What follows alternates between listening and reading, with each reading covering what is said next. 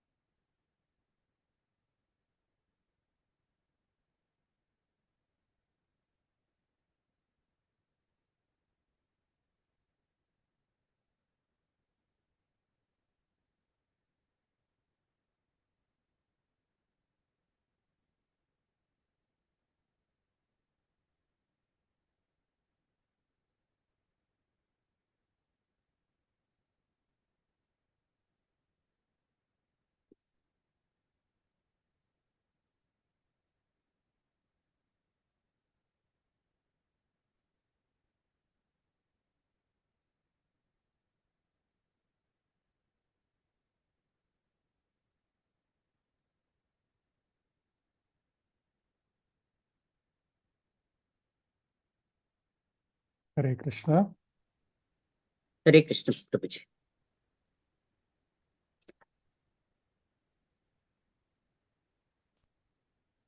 हरे कृष्ण।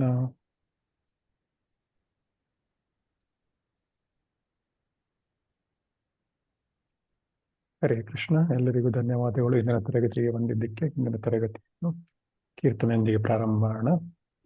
ಯಾರಾದ್ರೂ ಕೀರ್ತನೆ ಮಾಡ್ತೀರಾ? ಜಯರಾಧ ಮಾಧವ ಕೀರ್ತನೆ ಮಾಡ್ತೀರಾ ಯಾರಾದ್ರೂ?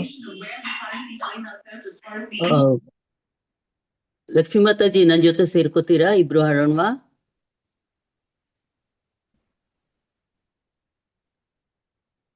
ಹರೇ ಕೃಷ್ಣ. ಹೇಳ್ತೀನಿ ಪ್ರಭುಜಿ. ನೀವೇ ಮಾಡಿ, ಪರವಾಗಿಲ್ಲ. ಜಯ ರಾಧ ಮಾಧವ ಕುಂಜ ವಿಹಾರಿ, ಜಯೋ ರಾಧ ಮಾಧವ ಕುಂಜ ವಿಹಾರಿ, ಜಯೋ ಗೋಪಿಜನ ವಲ್ಲಭ ಗಿರಿವರಧಾರಿ, ಜಯ ಗೋಪಿಜನ ವಲ್ಲಭ ಗಿರಿವರಧಾರಿ, ಯಶೋದನಂದನ ವ್ರಜ ಜನರಂಜನ, ಯಶೋದನಂದನ ವ್ರಜ ಜನರಂಜನ, ಯಶೋದನಂದನ ವ್ರಜ ಜನರಂಜನ, ಯಮುನಾ ತೀರಾ ವನಚಾರಿ, ಯಮುನಾ ತೀರಾ ವನಚಾರಿ, ಜಯ ರಾಧಾ ಮಾಧವ ಕುಂಜ ವಿಹಾರಿ, ಜಯೋ गोपीजनवल्लभा गिरिवरधारी हरे कृष्ण कृष्ण कृष्ण हरे हरे हरे राम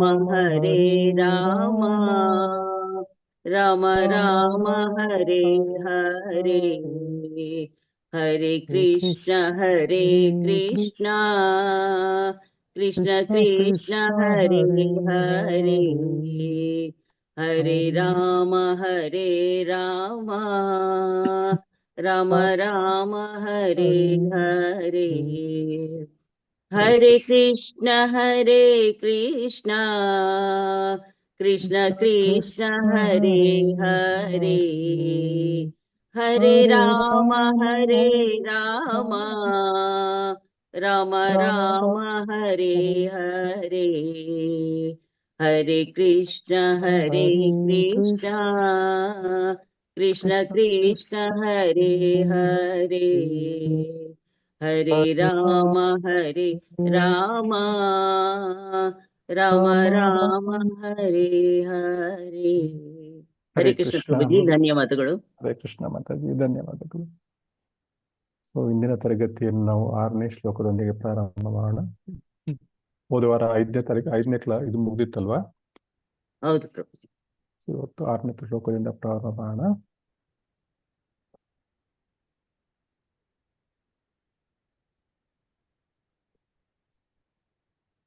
ಓಂ ಅಜ್ಞಾನತಿಮಿರಾಂಧಸ್ಯ ಜ್ಞಾನಾಂಜನಶಲಾಕಯಾ ಚಕ್ಷುರುನ್ಮಿಲಿತಂ ಯೇನ ತಸ್ಮೈ ಶ್ರೀಗುರವೇ ನಮಃ.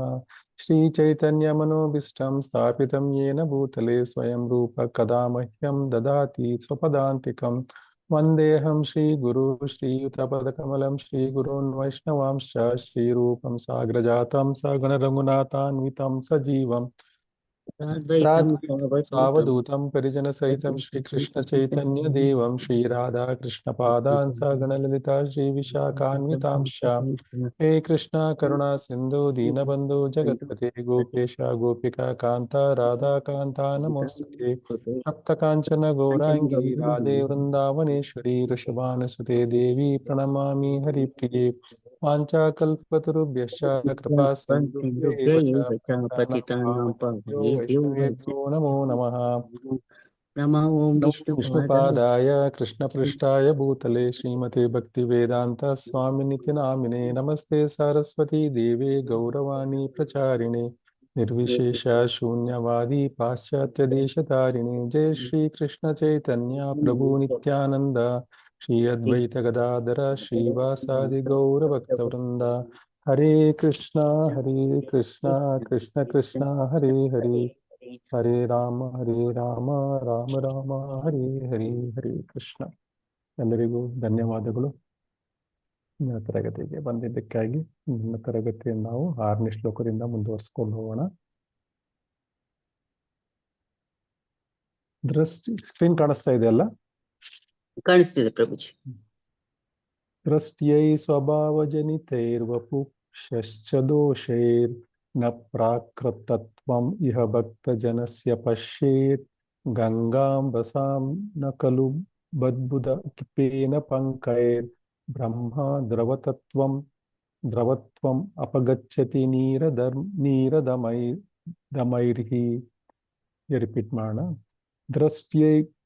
ದೃಷ್ಟ್ಯೈಃ ಸ್ವಭಾವಜನಿತೈರ್ವಪುಶ್ಚ ದೋಷೈರ್. दृष्टैः स्वभावजनितैर्वपुषश्च दोषैः.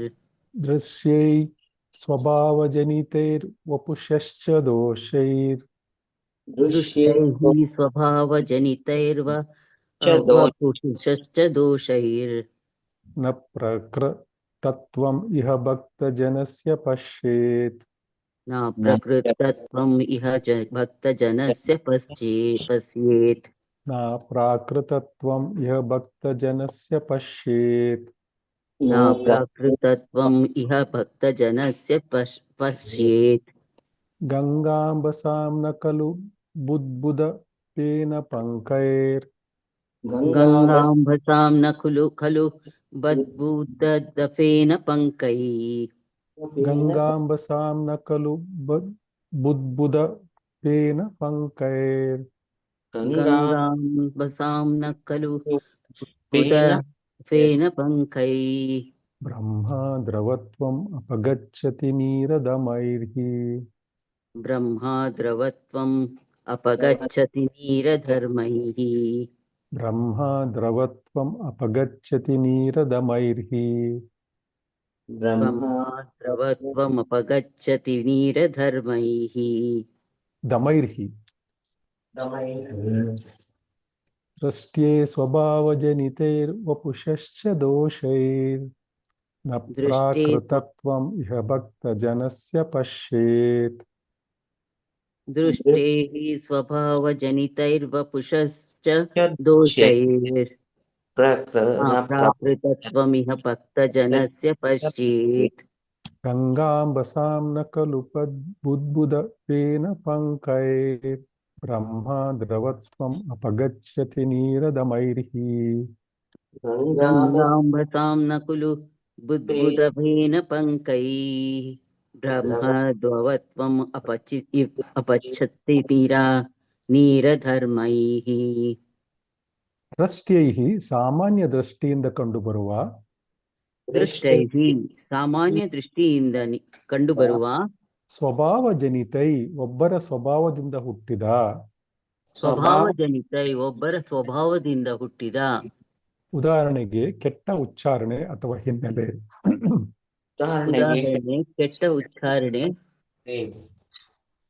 ವಪುಷಃ ಚ ದೋಷೈಃ ಮತ್ತು ದೇಹದ ದೋಷಗಳಿಂದ ವಪುಷಃ ಚ ದೋಷೈ ಮತ್ತು ದೇಹ ದೋಷಗಳಿಂದ ಉದಾಹರಣೆಗೆ ರೋಗ ಮುಪ್ಪು ಉದಾಹರಣೆಗೆ ರೋಗ ಮುಪ್ಪು ಉದಾಹರಣೆಗೆ ರೋಗ ಮುಪ್ಪು ನ ಪ್ರಾಕೃತ ತತ್ವಂ ಲೌಕಿಕ ಅಥವಾ ಭೌತಿಕ ಗುಣವಲ್ಲ ನ ಪ್ರಾಕೃತ ತತ್ವಂ ಲೌಕಿಕ ಅಥವಾ ಭೌತಿಕ ಗುಣವಲ್ಲ ಇಹ ಭಕ್ತ ಜನಸ್ಯ ಈ ಲೋಕದ ಶುದ್ಧ ಭಕ್ತರದ್ದು ಇಹ ಭಕ್ತ ಜನಸ್ಯ ಈ ಲೋಕದ ಶುದ್ಧ ಭಕ್ತರದ್ದು ಪಶ್ಯೇತ್ ಒಬ್ಬರು ನೋಡಬೇಕು ಪಶ್ಯೇತ್ ಒಬ್ಬರು ನೋಡಬೇಕು ಅಥವಾ ಈ ರೀತಿ ನೋಡಬಾರದು ಎಂಬ ಎಚ್ಚರಿಕೆ ಅಥವಾ ಈ ರೀತಿ ನೋಡಬಾರದು ಎಂಬ ಎಚ್ಚರಿಕೆ ಗಂಗಾ ಅಂಬಸಾಂ ಗಂಗಾ ನದಿಯ ಪವಿತ್ರ ನೀರಿಗೆ ಗಂಗಾ ಅಂಬಸಾಂ ಗಂಗಾ ನದಿಯ ಪವಿತ್ರ ನೀರಿಗೆ ನ ಖಲು ಖಂಡಿತವಾಗಿಯೂ ಇಲ್ಲ ಖಂಡಿತವಾಗಿಯೂ ಇಲ್ಲ ಬುದ್ಬುಧ ಫೇನ ಪಂಕೈಹಿ ಗುಳ್ಳೆಗಳು ನೊರೆ ಮತ್ತು ಕೆಸರುಗಳಿಂದ ಬುದ್ಬುಧ ಘೇನ ಪಂಕೈಹಿ ಗುಳ್ಳೆಗಳು ನೊರೆ ಮತ್ತು ಕೆಸರುಗಳಿಂದ ಬ್ರಹ್ಮ ದ್ರವತ್ವಂ ಅದರ ಆಧ್ಯಾತ್ಮಿಕ ಅಥವಾ ದಿವ್ಯ ಸ್ವರೂಪ ಬ್ರಹ್ಮ ದ್ರವತ್ವಂ ಅದರ ಆಧ್ಯಾತ್ಮಿಕ ಅಥವಾ ದಿವ್ಯ ಸ್ವರೂಪ ಅಪಗಚ್ಚತಿ ನಾಶವಾಗುತ್ತದೆ ಅಥವಾ ಕೆಡುತ್ತದೆ ಅಪಗಚ್ಚತಿ ನಾಶವಾಗುತ್ತದೆ ಅಥವಾ ಕೆಡುತ್ತದೆ ನೀರದಮೈರ್ಹಿ ನೀರಿನ ಸಾಮಾನ್ಯ ಲಕ್ಷಣಗಳಿಂದ ನೀರದಮೈಹಿ ನೀರಿನ ಸಾಮಾನ್ಯ ಲಕ್ಷಣಗಳಿಂದ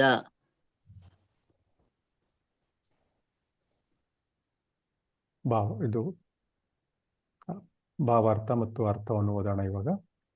ತನ್ನ ಮೂಲ ಕೃಷ್ಣ ಪ್ರಜ್ಞಾ ಸ್ಥಾನದಲ್ಲಿರುವುದರಿಂದ ಶುದ್ಧ ಭಕ್ತನು ದೇಹದೊಂದಿಗೆ ಗುರುತಿಸಿಕೊಳ್ಳುವುದಿಲ್ಲ. ಅಂತಹ ಭಕ್ತನನ್ನು ಭೌತಿಕ ದೃಷ್ಟಿಕೋನದಿಂದ ನೋಡಬಾರದು. ವಾಸ್ತವವಾಗಿ ಭಕ್ತನು ಕೆಳಮಟ್ಟದ ಕುಟುಂಬದಲ್ಲಿ ಜನಿಸಿದ ದೇಹವನ್ನು, ಕೆಟ್ಟ ಮೈಬಣ್ಣವನ್ನು ಹೊಂದಿರುವ ದೇಹವನ್ನು, ವಿರೂಪಗೊಂಡಿರುವ ದೇಹವನ್ನು ಅಥವಾ ರೋಗ ಪೀಡಿತ ಅಥವಾ ದುರ್ಬಲ ದೇಹವನ್ನು ಹೊಂದಿದ್ದಾನೆ ಎಂಬುದನ್ನು ಕಡೆಗಣಿಸಬೇಕು. ಸಾಮಾನ್ಯ ದೃಷ್ಟಿಯ ಪ್ರಕಾರ ಶುದ್ಧ ಭಕ್ತನ ದೇಹದಲ್ಲಿ ಅಂತಹ ಅಪೂರ್ಣತೆಗಳು ಎದ್ದು ಕಾಣಬಹುದು. ಆದರೆ ಅಂತಹ ದೋಷಗಳ ಹೊರತಾಗಿಯೂ ಶುದ್ಧ ಭಕ್ತನ ದೇಹವನ್ನು ಕಲುಷಿತಗೊಳಿಸಲಾಗುವುದಿಲ್ಲ. ಇದು ನಿಖರವಾಗಿ ಗಂಗಾ ನೀರಿನಂತೆಯೇ ಇರುತ್ತದೆ. ಇದು ಕೆಲವೊಮ್ಮೆ ಮಳೆಗಾಲದಲ್ಲಿ ಗುಳ್ಳೆಗಳು, ನೊರೆ ಮತ್ತು ಕೆಸರಿನಿಂದ ತುಂಬಿರುತ್ತದೆ. ಆದರೆ ಗಂಗಾ ನೀರು ಕಲುಷಿತವಾಗುವುದಿಲ್ಲ. ಆಧ್ಯಾತ್ಮಿಕ ತಿಳುವಳಿಕೆಯಲ್ಲಿ ಮುಂದುವರಿದವರು ನೀರಿನ ಸ್ಥಿತಿಯನ್ನು ಪರಿಗಣಿಸದೆ ಗಂಗಾದಲ್ಲಿ ಸ್ನಾನವನ್ನು ಮಾಡುತ್ತಾರೆ. ರಿಪೀಟ್ ಮಾಡೋಣ. ತನ್ನ ಮೂಲ ಕೃಷ್ಣ ಪ್ರಜ್ಞಾ ಸ್ಥಾನದಲ್ಲಿರುವುದರಿಂದ ಶುದ್ಧ ಭಕ್ತನು ದೇಹದೊಂದಿಗೆ ಗುರುತಿಸಿಕೊಳ್ಳುವುದಿಲ್ಲ. ಶುದ್ಧ ಭಕ್ತನು ದೇಹದೊಂದಿಗೆ ಗುರುತಿಸಿಕೊಳ್ಳುವುದಿಲ್ಲ. ಅಂತಹ ಭಕ್ತನನ್ನು ಭೌತಿಕ ದೃಷ್ಟಿಕೋನದಿಂದ ನೋಡಬಾರದು. ಅಂತಹ ಭಕ್ತನನ್ನು ಭೌತಿಕ ದೃಷ್ಟಿಕೋನದಿಂದ ನೋಡಬಾರದು.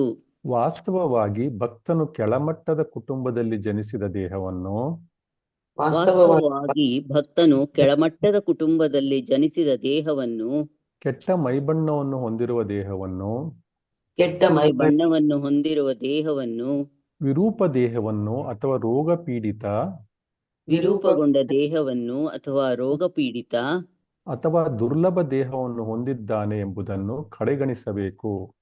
ಅಥವಾ ದುರ್ಬಲ ದೇಹವನ್ನು ಹೊಂದಿದ್ದಾನೆ ಎಂಬುದನ್ನು ಕಡೆಗಣಿಸಬೇಕು. ಸಾಮಾನ್ಯ ದೃಷ್ಟಿಯ ಪ್ರಕಾರ ಶುದ್ಧ ಭಕ್ತನ ದೇಹದಲ್ಲಿ ಅಂತಹ ಅಪೂರ್ಣತೆಗಳು ಎದ್ದು ಕಾಣಬಹುದು. ಶುದ್ಧ ಭಕ್ತನ ದೇಹದಲ್ಲಿ ಅಂತಹ ಅಪೂರ್ಣತೆಗಳು ಎದ್ದು ಕಾಣಬಹುದು. ಆದರೆ ಅಂತಹ ದೋಷಗಳ ಹೊರತಾಗಿಯೂ ಶುದ್ಧ ಭಕ್ತನ ದೇಹವನ್ನು ಕಲುಷಿತಗೊಳಿಸಲಾಗುವುದಿಲ್ಲ.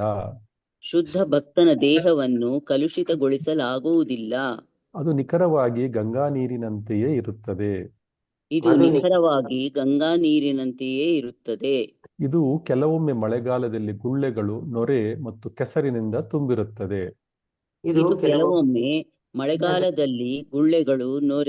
ಕೆಸರಿನಿಂದ ತುಂಬಿರುತ್ತದೆ. ಗಂಗಾ ನೀರು ಕಲುಷಿತವಾಗುವುದಿಲ್ಲ. ಆಧ್ಯಾತ್ಮಿಕ ತಿಳುವಳಿಕೆಯಲ್ಲಿ ಮುಂದುವರಿದವರು ನೀರಿನ ಸ್ಥಿತಿಯನ್ನು ಪರಿಗಣಿಸದೆ ಗಂಗೆಯಲ್ಲಿ ಸ್ನಾನವನ್ನು ಮಾಡುತ್ತಾರೆ. ಗಂಗಾದಲ್ಲಿ ಸ್ನಾನ ಮಾಡುತ್ತಾರೆ. ಭಾವಾರ್ಥ ಹರಿಣಿ ಮಾತಾಜಿ ಓದ್ತೀರಾ? ಭಾವಾರ್ಥ ಶ್ರೀಲ ಪ್ರಭುಪಾದರಿಂದ ಶ್ರೀಲ ಪ್ರಭುಪಾದರಿಗೆ ಜಯವಾಗಲಿ. ಓದಿ ಮಾತಾಜಿ. ಪ್ರಭುಪಾದರಿಗೆ ಜಯವಾಗಲಿ. ಅರ್ಥ: ಶುದ್ಧ ಭಕ್ತಿ ಆತ್ಮದ ಚಟುವಟಿಕೆ. ಬೇರೆ ರೀತಿಯಲ್ಲಿ ಹೇಳುವುದಾದರೆ, ಭಗವಂತನ ಅಲೌಕಿಕ ಪ್ರೀತಿಯ ಸೇವೆಯಲ್ಲಿ ತೊಡಗಿಸಿಕೊಳ್ಳುವುದು ಮುಖ್ಯ ಸ್ಥಿತಿಯಲ್ಲಿ ನಡೆಸಲಾಗುತ್ತದೆ. ಭಗವದ್ಗೀತೆಯಲ್ಲಿ 14.26 ಶ್ಲೋಕ ಹೀಗೆ ಹೇಳಲಾಗಿದೆ: ಮಾಂ ಚ ವ್ಯಭಿಚಾರೇಣ ಭಕ್ತಿ ಯೋಗೇನ ಸೇವತೆ ಸಾ ಗುಣಾನ್ ಸಮತೀತೈತಾನ್ ಬ್ರಹ್ಮ ಭೂಯಾಯ ಕಲ್ಪತೆ. ಯಾವುದೇ ಪರಿಸ್ಥಿತಿಯಲ್ಲೂ ಕೆಳಗೆ ಬೀಳದೆ ಪೂರ್ಣ ಭಕ್ತಿ ಸೇವೆಯಲ್ಲಿ ತೊಡಗಿರುವವರು ತಕ್ಷಣವೇ ಭೌತಿಕ ಪ್ರಕೃತಿಯ ವಿಧಾನಗಳನ್ನು ಮೀರುತ್ತಾರೆ ಮತ್ತೆ ಹೀಗೆ ಬ್ರಹ್ಮನ ಮಟ್ಟಕ್ಕೆ ಬರುತ್ತಾರೆ. ಅವ್ಯಭಿಚಾರಣೆ ಭಕ್ತಿ ಎಂದರೆ ಕಲಬೆರಕೆ ಇಲ್ಲದ ಭಕ್ತಿ. ಭಕ್ತಿ ಸೇವೆಯಲ್ಲಿ ತೊಡಗಿರುವ ವ್ಯಕ್ತಿಯು ಭೌತಿಕ ಉದ್ದೇಶಗಳಿಂದ ಮುಕ್ತನಾಗಿರಬೇಕು. ಈ ಕೃಷ್ಣ ಪ್ರಜ್ಞೆ ಚಳುವಳಿಯಲ್ಲಿ ಒಬ್ಬರ ಪ್ರಜ್ಞೆಯನ್ನು ಬದಲಾಯಿಸಬೇಕು. ಪ್ರಜ್ಞೆಯು ಭೌತಿಕ ಆನಂದದ ಕಡೆಗೆ ಗುರಿ ಇದ್ದರೆ ಅದು ಭೌತಿಕ ಪ್ರಜ್ಞೆ, ಮತ್ತು ಅದು ಕೃಷ್ಣನ ಸೇವೆಯ ಕಡೆಗೆ ಗುರಿ ಇದ್ದರೆ ಅದು ಕೃಷ್ಣ ಪ್ರಜ್ಞೆ. ಶರಣಾದ ಆತ್ಮವು ಭೌತಿಕ ಪರಿಗಣನೆಗಳಿಲ್ಲದೆ ಕೃಷ್ಣನಿಗೆ ಸೇವೆ ಸಲ್ಲಿಸುತ್ತದೆ. ಅನ್ಯಾಭಿಲಾಷಿತ ಶೂನ್ಯಂ ಜ್ಞಾನ ಕರ್ಮಾದ್ಯ ಅನಾವೃತಂ. ಕಲಬೆರಕೆ ಇಲ್ಲದ ಭಕ್ತಿ ಸೇವೆ ಇದು ದೇಹ ಮತ್ತು ಮನಸ್ಸಿನ ಚಟುವಟಿಕೆಗಳಾದ ಜ್ಞಾನ, ಮಾನಸಿಕ ಊಹೆ ಮತ್ತು ಕರ್ಮ, ಫಲಪ್ರದ ಕೆಲಸಗಳಿಗೆ ಅತೀತವಾಗಿದೆ. ಇದನ್ನು ಶುದ್ಧ ಭಕ್ತಿ ಯೋಗ ಎಂದು ಕರೆಯಲಾಗುತ್ತದೆ. ಭಕ್ತಿ ಯೋಗವು ಆತ್ಮದ ಸರಿಯಾದ ಚಟುವಟಿಕೆಯಾಗಿದೆ ಮತ್ತು ಒಬ್ಬ ವ್ಯಕ್ತಿಯು ನಿಜವಾಗಿಯೂ ಶುದ್ಧ, ಕಲುಷಿತವಲ್ಲದ ಭಕ್ತಿ ಸೇವೆಯಲ್ಲಿ ತೊಡಗಿಸಿಕೊಂಡಾಗ ಅವನು ಈಗಾಗಲೇ ಮುಕ್ತನಾಗಿರುತ್ತಾನೆ. ಸ ಗುಣಾನ್ ಸಮತೀತೈತಾನ್. ಕೃಷ್ಣನ ಭಕ್ತನ ದೈಹಿಕ ಲಕ್ಷಣಗಳು ಭೌತಿಕವಾಗಿ ಬದ್ಧವಾಗಿ ಕಂಡುಬಂದರೂ ಅವನು ಭೌತಿಕ ಪರಿಸ್ಥಿತಿಗಳಿಗೆ ಒಳಪಡುವುದಿಲ್ಲ. ಆದ್ದರಿಂದ ಒಬ್ಬ ಶುದ್ಧ ಭಕ್ತನನ್ನು ಭೌತಿಕ ದೃಷ್ಟಿಕೋನದಿಂದ ನೋಡಬಾರದು. ಒಬ್ಬ ವ್ಯಕ್ತಿಯು ನಿಜವಾಗಿಯೂ ಭಕ್ತನಲ್ಲದಿದ್ದರೆ ಅವನು ಇನ್ನೊಬ್ಬ ಭಕ್ತನನ್ನು ಪರಿಪೂರ್ಣವಾಗಿ ನೋಡಲು ಸಾಧ್ಯವಿಲ್ಲ. ಹಿಂದಿನ ಶ್ಲೋಕದಲ್ಲಿ ವಿವರಿಸಿದಂತೆ 3 ವಿಧದ ಭಕ್ತರಿದ್ದಾರೆ: ಕನಿಷ್ಠ ಅಧಿಕಾರ, ಮಧ್ಯಮ ಅಧಿಕಾರ ಮತ್ತು ಉತ್ತಮ ಅಧಿಕಾರ. ಕನಿಷ್ಠ ಅಧಿಕಾರವು ಭಕ್ತ ಮತ್ತು ಭಕ್ತರೇತರ ನಡುವೆ ವ್ಯತ್ಯಾಸವನ್ನು ಗುರುತಿಸಲು ಸಾಧ್ಯವಿಲ್ಲ. ಅವನು ದೇವಾಲಯದಲ್ಲಿ ದೇವರನ್ನು ಪೂಜಿಸುವ ಬಗ್ಗೆ ಮಾತ್ರ ಕಾಳಜಿ ವಹಿಸುತ್ತಾನೆ. ಆದರೆ ಮಧ್ಯಮ ಅಧಿಕಾರಿಯು ಭಕ್ತ ಮತ್ತು ಭಕ್ತೇತರರ ನಡುವೆ, ಹಾಗೆಯೇ ಭಕ್ತ ಮತ್ತು ಭಗವಂತನ ನಡುವೆ ವ್ಯತ್ಯಾಸವನ್ನು ಗುರುತಿಸಬಹುದು. ಹೀಗೆ ಅವನು ದೇವೋತ್ತಮ ಪರಮಪುರುಷ, ಭಕ್ತ ಮತ್ತು ಭಕ್ತೇತರರನ್ನು ವಿಭಿನ್ನ ರೀತಿಯಲ್ಲಿ ಪರಿಗಣಿಸುತ್ತಾನೆ. ಶುದ್ಧ ಭಕ್ತನ ದೈಹಿಕ ದೋಷಗಳನ್ನು ಯಾರೂ ಟೀಕಿಸಬಾರದು.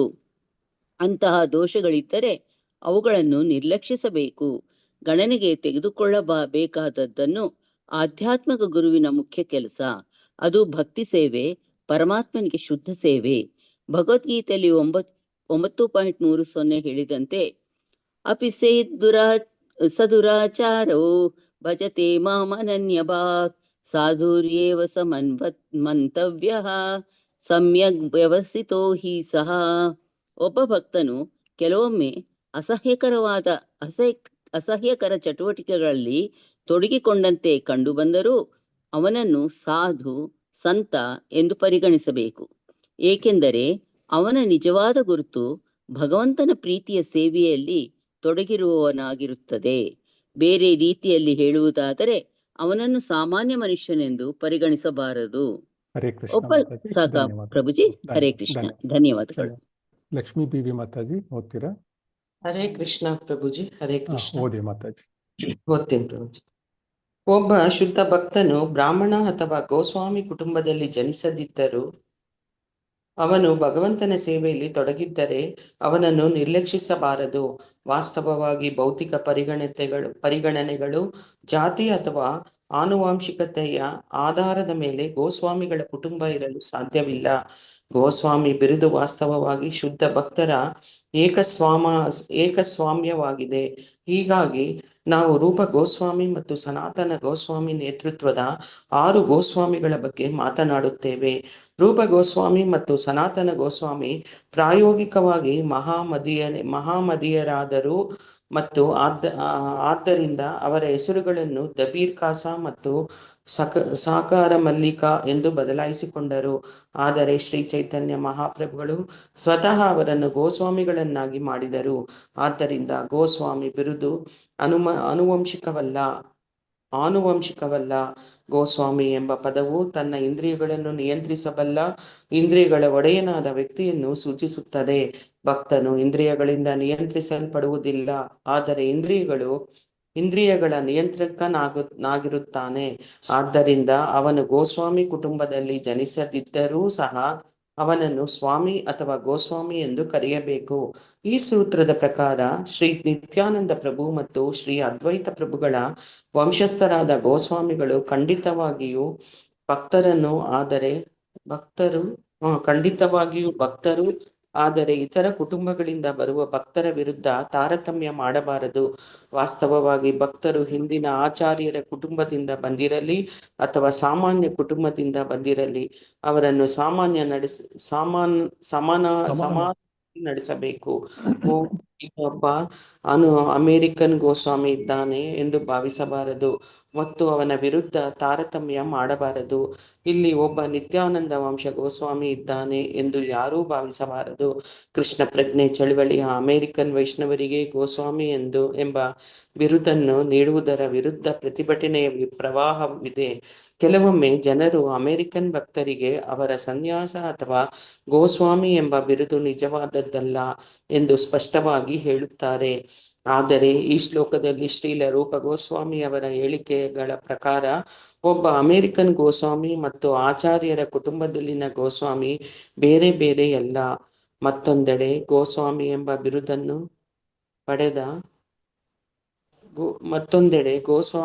ಬಿರುದನ್ನು ಪಡೆದ ಆದರೆ ನಿತ್ಯಾನಂದ ಅಥವಾ ಅದ್ವೈತ ಪ್ರಭುವಿನ ಕುಟುಂಬದಲ್ಲಿ ಬ್ರಾಹ್ಮಣ ತಂದೆ ಅಥವಾ ಗೋಸ್ವಾಮಿಯಿಂದ ಜನಿಸಿದ ಭಕ್ತನು ತಾನು ಗೋಸ್ವಾಮಿಯಾಗಿದ್ದೇನೆ ಎಂದು ಭಾವಿಸಿ ಕೃತಕವಾಗಿ ಉಬ್ಬಿಕೊಳ್ಳಬಾರದು.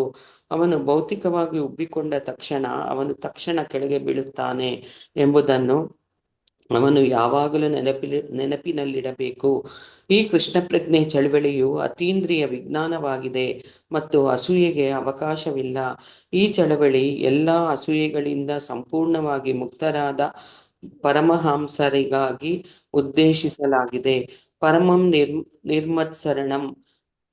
ಗೋಸ್ವಾಮಿಗಳ ಕುಟುಂಬದಲ್ಲಿ ಜನಿಸಿದರೂ ಅಥವಾ ಅವರಿಗೆ ಗೋಸ್ವಾಮಿ ಎಂಬ ಬಿರುದನ್ನು ನೀಡಲಾಗಿದ್ದರೂ ಅಸೂಯೆ ಪಡಬಾರದು. ಯಾರಾದರೂ ಅಸೂಯೆ ಪಟ್ಟ ತಕ್ಷಣ ಅವನು ಪರಮಹಂಸದ ವೇದಿಕೆಯಿಂದ ಬೀಳುತ್ತಾನೆ. ಸಾಕ ಹರೇ ಗುರು ಕೃಷ್ಣ ಮಾತಾಜಿ. ಹರೇ ಕೃಷ್ಣ, ಧನ್ಯವಾದ. ಹರೇ ಲಕ್ಷ್ಮಿ ಕೃಷ್ಣ, ಲಕ್ಷ್ಮಿ ಧನ್ಯವಾದ. ಪಿ ಎಂ ಮಾತಾಜಿ. ಲಕ್ಷ್ಮಿ ಪಿ ಎಂ ಮಾತಾಜಿ. ಪ್ರಭುಜಿ ನನ್ಗೆ ಹೇಳಿದ್ದು. ಹೌದು ಮಾತಾಜಿ. ಹಾ, ಕೇಳ್ತೇನೆ ಪ್ರಭುಜಿ, ಹೇಳಿ ಓದ್ತೀನಿ ಪ್ರಭುಜಿ. ಹಾ, ಹೌದು. ಕೃಷ್ಣ ಪ್ರಜ್ಞೆಯು ಒಂದು ನಿರ್ದಿಷ್ಟ ವರ್ಗದ ಮಾತಾಜಿ ಜನರಿಗೆ ಹೈಲೈಟ್ ಮಾಡಿದ್ದೇನೆ ನೋಡಿ ಮೇಲೆ ಹೆಡ್ಲೈನ್ಸ್. ವೈಷ್ಣವನ ದೈಹಿಕ ದೋಷಗಳನ್ನು ನಾವು ಪರಿಗಣಿಸಿದರೆ ನಾವು ವೈಷ್ಣವನ ಪಾದ ಕಮಲಗಳಲ್ಲಿ ಅಪರಾಧ ಮಾಡುತ್ತೇವೆ ಎಂದು ಅರ್ಥ ಮಾಡಿಕೊಳ್ಳಬೇಕು. ವೈಷ್ಣವನ ಪಾದ ಕಮಲಗಳಲ್ಲಿ ಅಪರಾಧ ಮಾಡುವುದು ತುಂಬಾ ಗಂಭೀರವಾಗಿದೆ. ನಿಜಕ್ಕೂ ಶ್ರೀ ಚೈತನ್ಯ ಮಹಾಪ್ರಭುಗಳು ಈ ಅಪರಾಧವನ್ನು ಹಾತಿಮಾತ್ ಅದು ಸರಿಯಾಗಿ ಕಾಣಿಸ್ಲ ಹಾತಿಮಾತ ಹುಚ್ಚು ಆನೆ ಅಪರಾಧ ಎಂದು ಬಣ್ಣಿಸಿದ್ದಾರೆ. ಹುಚ್ಚು ಆನೆಯು ವಿಪತ್ತನ್ನು ಉಂಟು ಮಾಡಬಹುದು. ವಿಶೇಷವಾಗಿ ಅದು ಚೆನ್ನಾಗಿ ಕತ್ತರಿಸಿದ ಉದ್ಯಾನವನ್ನು ಪ್ರವೇಶಿಸಿದಾಗ. ಆದ್ದರಿಂದ ವೈಷ್ಣವನ ವಿರುದ್ಧ ಯಾವುದೇ ಅಪರಾಧ ಮಾಡಿದಂತೆ ಒಬ್ಬರು ಬಹಳ ಜಾಗರೂಕರಾಗಿರಬೇಕು. ಪ್ರತಿಯೊಬ್ಬ ಭಕ್ತನು ಶ್ರೇಷ್ಠ ವೈಷ್ಣವನಿಂದ ಸೂಚನೆಗಳನ್ನು ತೆಗೆದುಕೊಳ್ಳಲು ಸಿದ್ಧನಾಗಿರಬೇಕು ಮತ್ತು ಶ್ರೇಷ್ಠ ವೈಷ್ಣವನು ಎಲ್ಲಾ ರೀತಿಯಲ್ಲೂ ಕೀಳು ವೈಷ್ಣವನಿಗೆ ಸಹಾಯ ಮಾಡಲು ಸಿದ್ಧನಾಗಿರಬೇಕು. ಕೃಷ್ಣ ಪ್ರಜ್ಞೆಯಲ್ಲಿ ಅವನ ಆಧ್ಯಾತ್ಮಿಕ ಬೆಳವಣಿಗೆಯ ಪ್ರಕಾರ ಒಬ್ಬನು ಶ್ರೇಷ್ಠ ಅಥವಾ ಕೀಳು ಭೌತಿಕ ದೃಷ್ಟಿಕೋನದಿಂದ ಶುದ್ಧ ವೈಷ್ಣವನ ಚಟುವಟಿಕೆಗಳನ್ನು ಗಮನಿಸುವುದನ್ನು ನಿಷೇಧಿಸಲಾಗಿದೆ. ವಿಶೇಷವಾಗಿ ನವಜಾತರಿಗೆ ಭೌತಿಕ ದೃಷ್ಟಿಕೋನದಿಂದ ಶುದ್ಧ ಭಕ್ತನನ್ನು ಪರಿಗಣಿಸುವುದು ತುಂಬಾ ಹಾನಿಕಾರಕ. ಆದ್ದರಿಂದ ಶುದ್ಧ ಭಕ್ತನನ್ನು ಬಾಹ್ಯವಾಗಿ ಗಮನಿಸುವುದನ್ನು ತಪ್ಪಿಸಬೇಕು. ಆದರೆ ಆಂತರಿಕ ಲಕ್ಷಣಗಳನ್ನು ನೋಡಲು ಮತ್ತು ಅವನು ಭಗವಂತನ ಅಲೌಕಿಕ ಪ್ರೀತಿಯ ಸೇವೆಯಲ್ಲಿ ಹೇಗೆ ತೊಡಗಿಸಿಕೊಂಡಿದ್ದಾನೆ ಎಂಬುದನ್ನು ಅರ್ಥ ಮಾಡಿಕೊಳ್ಳಲು ಪ್ರಯತ್ನಿಸಬೇಕು. ಈ ರೀತಿಯಾಗಿ ಶುದ್ಧ ಭಕ್ತನನ್ನು ಭೌತಿಕ ದೃಷ್ಟಿಕೋನದಿಂದ ನೋಡುವುದನ್ನು ತಪ್ಪಿಸುವುದು ಮತ್ತು ಹೀಗೆ ಕ್ರಮೇಣ ಸ್ವತಃ ಶುದ್ಧ ಭಕ್ತನಾಗಬಹುದು. ಕೃಷ್ಣ ಪ್ರಜ್ಞೆಯು ಒಂದು ನಿರ್ದಿಷ್ಟ ವರ್ಗದ ಜನರಿಗೆ, ಒಂದು ನಿರ್ದಿಷ್ಟ ವರ್ಗದ ಭಕ್ತರಿಗೆ ಅಥವಾ ಒಂದು ನಿರ್ದಿಷ್ಟ ಭೂ ಪ್ರದೇಶಕ್ಕೆ ಸೀಮಿತವಾಗಿದೆ ಎಂದು ಭಾವಿಸುವವರು ಸಾಮಾನ್ಯವಾಗಿ ಭಕ್ತನ ಬಾಹ್ಯ ಲಕ್ಷಣಗಳನ್ನು ನೋಡುವ ಪ್ರವೃತ್ತಿಯನ್ನು ಹೊಂದಿರುತ್ತಾರೆ. ಮುಂದುವರಿದ ಭಕ್ತನ ಶ್ರೇಷ್ಠ ಸೇವೆಯನ್ನು ಮೆಚ್ಚಲು ಸಾಧ್ಯವಾಗದ ಅಂತಹ ನವಶಿಷ್ಯರು ಮಹಾಭಾಗವತವನ್ನು ತಮ್ಮ ವೇದಿಕೆಗೆ ತರಲು ಪ್ರಯತ್ನಿಸುತ್ತಾರೆ. ಈ ಕೃಷ್ಣ ಪ್ರಜ್ಞೆಯನ್ನು ಪ್ರಪಂಚದಾದ್ಯಂತ ಪ್ರಚಾರ ಮಾಡುವಲ್ಲಿ ನಾವು ತುಂಬಾ ಕಷ್ಟವನ್ನು ಅನುಭವಿಸುತ್ತೇವೆ. ದುರದೃಷ್ಟವಶಾತ್ ನಾವು ಕೃಷ್ಣ ಪ್ರಜ್ಞೆಯನ್ನು ಪ್ರಪಂಚದಾದ್ಯಂತ ಹರಡುವ ಅಸಾಧಾರಣ ಚಟುವಟಿಕೆಗಳನ್ನು ಮೆಚ್ಚದ ನವಶಿಷ್ಯ ದೇವ ಸಹೋದರರಿಂದ ಸುತ್ತುವರಿದಿದ್ದೇವೆ. ಅವರು ನಮ್ಮನ್ನು ತಮ್ಮ ವೇದಿಕೆಗೆ ತರಲು ಪ್ರಯತ್ನಿಸುತ್ತಾರೆ ಮತ್ತು ಅವರು ಪ್ರತಿಯೊಂದು ವಿಷಯದಲ್ಲೂ ನಮ್ಮನ್ನು ಟೀಕಿಸಲು ಪ್ರಯತ್ನಿಸುತ್ತಾರೆ. ಅವರ ಮುಗ್ಧ ಚಟುವಟಿಕೆಗಳು ಮತ್ತು ಕಳಪೆ ಜ್ಞಾನ ನಿಧಿಯ ಬಗ್ಗೆ ನಾವು ತುಂಬಾ ವಿಷಾದಿಸುತ್ತೇವೆ. ಭಗವಂತನ ಗೌಪ್ಯ ಸೇವೆಯಲ್ಲಿ ನಿಜವಾಗಿಯೂ ತೊಡಗಿರುವ ಸಬಲೀಕೃತ ವ್ಯಕ್ತಿಯನ್ನು ಸಾಮಾನ್ಯ ಮನುಷ್ಯನಂತೆ ಪರಿಗಣಿಸಬಾರದು, ಏಕೆಂದರೆ ಕೃಷ್ಣನಿಂದ ಸಬಲೀಕರಣಗೊಳ್ಳದ ಹೊರತು ಕೃಷ್ಣ ಪ್ರಜ್ಞೆಯ ಆಂದೋಲನವನ್ನು ಪ್ರಪಂಚದಾದ್ಯಂತ ಹರಡಲು ಸಾಧ್ಯವಿಲ್ಲ ಎಂದು ಹೇಳಿದೆ. ಒಬ್ಬ ಶುದ್ಧ ಭಕ್ತನನ್ನು ಹೀಗೆ ಟೀಕಿಸಿದಾಗ ಅವನು ಕೃಷ್ಣ ಪ್ರಜ್ಞೆಯಲ್ಲಿ ಮುನ್ನಡೆಯಲು ಬಯಸುವವರಿಗೆ ಬಹಳ ಅಡ್ಡಿಪಡಿಸುವ ಮತ್ತು ಅಪಾಯಕಾರಿಯಾದ ಅಪರಾಧವನ್ನು ವೈಷ್ಣವ ಅಪರಾಧ ಮಾಡುತ್ತಾನೆ. ಒಬ್ಬ ವ್ಯಕ್ತಿಯು ವೈಷ್ಣವನ ಪಾದ ಕಮಲಗಳನ್ನು ಅಪರಾಧ ಮಾಡಿದಾಗ ಯಾವುದೇ ಆಧ್ಯಾತ್ಮಿಕ ಪ್ರಯೋಜನವನ್ನು ಪಡೆಯಲು ಸಾಧ್ಯವಿಲ್ಲ. ಆದ್ದರಿಂದ ಪ್ರತಿಯೊಬ್ಬರೂ ಸಶಕ್ತ ವೈಷ್ಣವ ಅಥವಾ ಶುದ್ಧ ವೈಷ್ಣವನ ಬಗ್ಗೆ ಅಸೂಯೆ ಪಡೆದಂತೆ ಬಹಳ ಜಾಗರೂಕರಾಗಿರಬೇಕು. ಸಶಕ್ತ ವೈಷ್ಣವನನ್ನು ಶಿಸ್ತಿನ ಕ್ರಮದ ವಸ್ತು ಎಂದು ಪರಿಗಣಿಸುವುದು ಸಹ ಅಪರಾಧವಾಗಿದೆ. ಅವನಿಗೆ ಸಲಹೆ ನೀಡಲು ಅಥವಾ ಅವರನ್ನು ಸರಿಪಡಿಸಲು ಪ್ರಯತ್ನಿಸುವುದು ಆಕ್ರಮಣಕಾರಿ. ನವ ವೈಷ್ಣವ ಮತ್ತು ಮುಂದುವರಿದ ವೈಷ್ಣವನ ನಡುವೆ ಅವರ ಚಟುವಟಿಕೆಗಳಿಂದ ವ್ಯತ್ಯಾಸವನ್ನು ಗುರುತಿಸಬಹುದು. ಮುಂದುವರಿದ ವೈಷ್ಣವನ ಯಾವಾಗಲೂ ಆಧ್ಯಾತ್ಮಿಕ ಗುರುವಾಗಿ ನೆಲೆಗೊಂಡಿರುತ್ತಾನೆ ಮತ್ತು ನವ ವೈಷ್ಣವನನ್ನು ಯಾವಾಗಲೂ ಅವನ ಶಿಷ್ಯ ಎಂದು ಪರಿಗಣಿಸಲಾಗುತ್ತದೆ. ಆಧ್ಯಾತ್ಮಿಕ ಗುರುವು ಶಿಷ್ಯನ ಸಲಹೆಗೆ ಒಳಗಾಗಬಾರದು ಅಥವಾ ಆಧ್ಯಾತ್ಮಿಕ ಗುರುವು ತನ್ನ ಶಿಷ್ಯರಲ್ಲದವರಿಂದ ಸೂಚನೆಗಳನ್ನು ತೆಗೆದುಕೊಳ್ಳಲೇಬಾರದು. ಇದು 6ನೇ ಶ್ಲೋಕದಲ್ಲಿ ಶ್ರೀಲ ರೂಪ ಗೋಸ್ವಾಮಿಯ ಸಲಹೆಯ ಸಾರಾಂಶ ಮತ್ತು ಸಾರವಾಗಿದೆ. ಹರೇ ಹರೇ ಕೃಷ್ಣ ಕೃಷ್ಣ ಮಾತಾಜಿ. ಪ್ರಭುಜಿ. ಧನ್ಯವಾದಗಳು. ಮತ್ತೆ ಧನ್ಯವಾದಗಳು ಪ್ರಭುಜಿ.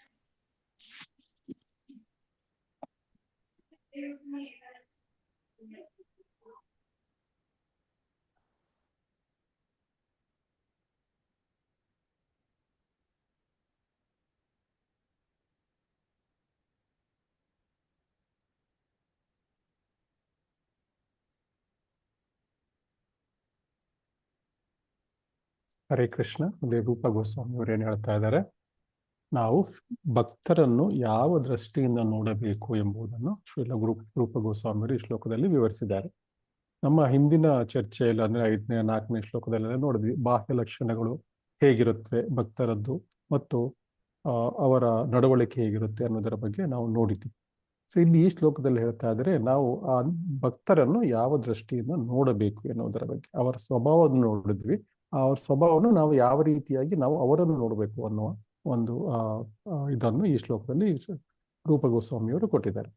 ಸೊ ಈ ಒಬ್ಬನು ಭಕ್ತ ಜನಿಸಿದ ರೀತಿ, ಅವನ ಹಳೆಯ ಸ್ವಭಾವ ಅಥವಾ ಶರೀರದ ದೋಷಗಳು, ರೋಗ, ವಯಸ್ಸು ಅಥವಾ ಶರೀರ ವಿಕಾರತೆಗಳು ನೋಡಿ ಅವನ್ನು ನಾವು ಸಾಮಾನ್ಯ ಮನುಷ್ಯ ಅಂತ ಪ್ರಾಕೃತಃ ಪರಿಗಣಿಸಬಾರದು.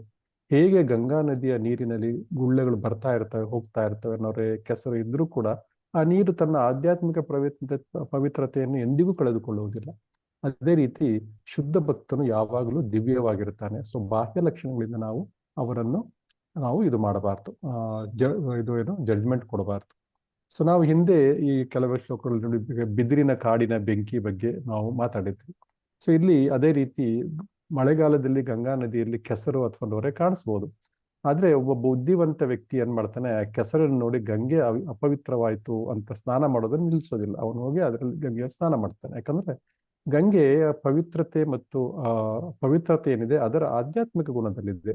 ಬ್ರಹ್ಮ ದ್ರವತ್ವ ಅಂತ ಹೇಳ್ತಾರೆ. ಬ್ರಹ್ಮ ದ್ರವತ್ವಂ ಅಂದ್ರೆ ಆಧ್ಯಾತ್ಮಿಕ ದ್ರವ ರೂಪದ ಸ್ಥಿತಿ. ಅಂದ್ರೆ ಬ್ರಹ್ಮ ಪವಿತ್ರತೆ ಏನಿದೆ, ಬ್ರಹ್ಮನ ಪವಿತ್ರತೆ, ಬ್ರಹ್ಮ ಅಂದ್ರೆ ಪರಬ್ರಹ್ಮ, ಇಲ್ಲಿ ನಾವಂದ್ರೆ ಕೃಷ್ಣನ ಪವಿತ್ರತೆ. ಸೊ ಆ ಬ್ರಹ್ಮತತ್ವಕ್ಕೆ ಹೋಲಿಸಲಾಗಿದೆ ಇಲ್ಲಿ. ಅಂದ್ರೆ ಅದು ಆಧ್ಯಾತ್ಮಿಕ ಒಂದು ಏನಿದೆ ಅದು ದ್ರವ ರೂಪದಲ್ಲಿ ಇದೆಯಂತೆ ಇಲ್ಲಿ ಗಂಗೆಯಲ್ಲಿ. ಸೊ ಆಧ್ಯಾತ್ಮಿಕ ಬ್ರಹ್ಮ ದ್ರವತ್ವ ಅಂತ ಹೇಳ್ತಾರೆ. ಸೊ ಅದರಂತೆ ಆದ್ರೆ ಬಾಹ್ಯ ರೂಪ ಅಲ್ಲ, ಅದು ಬಾಹ್ಯ ರೂಪದಲ್ಲ. ಸೊ ಬ್ರಹ್ಮ ದ್ರವತ್ವ, ಗಂಗೆಯ ನೀರು ಏನಿದೆ ಬ್ರಹ್ಮ ದ್ರವತ್ವ ಅಂದ್ರೆ ಆಧ್ಯಾತ್ಮಿಕ ಇಲ್ಲಿ ದ್ರವ ರೂಪದಲ್ಲಿ ಇದೆಯಂತೆ. ಎಷ್ಟು ಒಂದು ಒಳ್ಳೆಯ ಒಂದು ಇದು ಕೊಟ್ಟಿದ್ದಾರೆ ನೋಡಿ, ಇಲ್ಲಿ ಉಪಮೆಯನ್ನು ಕೊಟ್ಟಿದ್ದಾರೆ, ಅಂದ್ರೆ ಉದಾಹರಣೆಯನ್ನು ಕೊಟ್ಟಿದ್ದಾರೆ. ಗಂಗೆ ದ್ರವ ರೂಪದಲ್ಲಿರುವ ಆಧ್ಯಾತ್ಮಿಕತೆ ಅಂತ ಬಿಟ್ಟು. ಸೊ ಅದರಿಂದ ಗಂಗೆಯ ಸ್ನಾನ, ಪ್ರತಿದಿನ ಗಂಗೆಯ ಸ್ನಾನ ಮಾಡುವ ಅದೃಷ್ಟ ಇದ್ರೆ ತುಂಬಾ ಒಂದು ಇದು ಅದೃಷ್ಟ ಇರೋರಿಗೆ, ಎಲ್ರಿಗೂ ಅದೃಷ್ಟ ಸಿಗೋದಿಲ್ಲ ಅದು. ಸೊ ನಂತರ ಇದು ಭಕ್ತನ ಶರೀರ ಹೇಗಿರುತ್ತೆ ಅಂದ್ರೆ, ಶುದ್ಧ ಭಕ್ತನಿಗೆ ಅನಾರೋಗ್ಯಗಳಿರ್ಬೋದು, ಕೆಳಜಾತಿಯಲ್ಲಿರ್ಬೋದು, ಶರೀರದ ದೋಷಗಳಿರ್ಬೋದು, ಬೇರೆ ಬೇರೆ ಶರೀರ ವಕ್ರವಾಗಿರ್ಬೋದು ಯಾವುದೇ ಒಂದು ಕಾರಣದಿಂದಾಗಿ. ಆದರೆ ಅವನ ಮನಸ್ಸು ಸದಾ ಕೃಷ್ಣನಲ್ಲಿ ನೆಲೆಸಿರುವುದರಿಂದ ಅವನನ್ನು ಒಂದು ಸಾಮಾನ್ಯ ಮನುಷ್ಯ ಅಂತ ಕರೀಬಹುದು. ಅವನು ವೈಷ್ಣವ ಅವನು.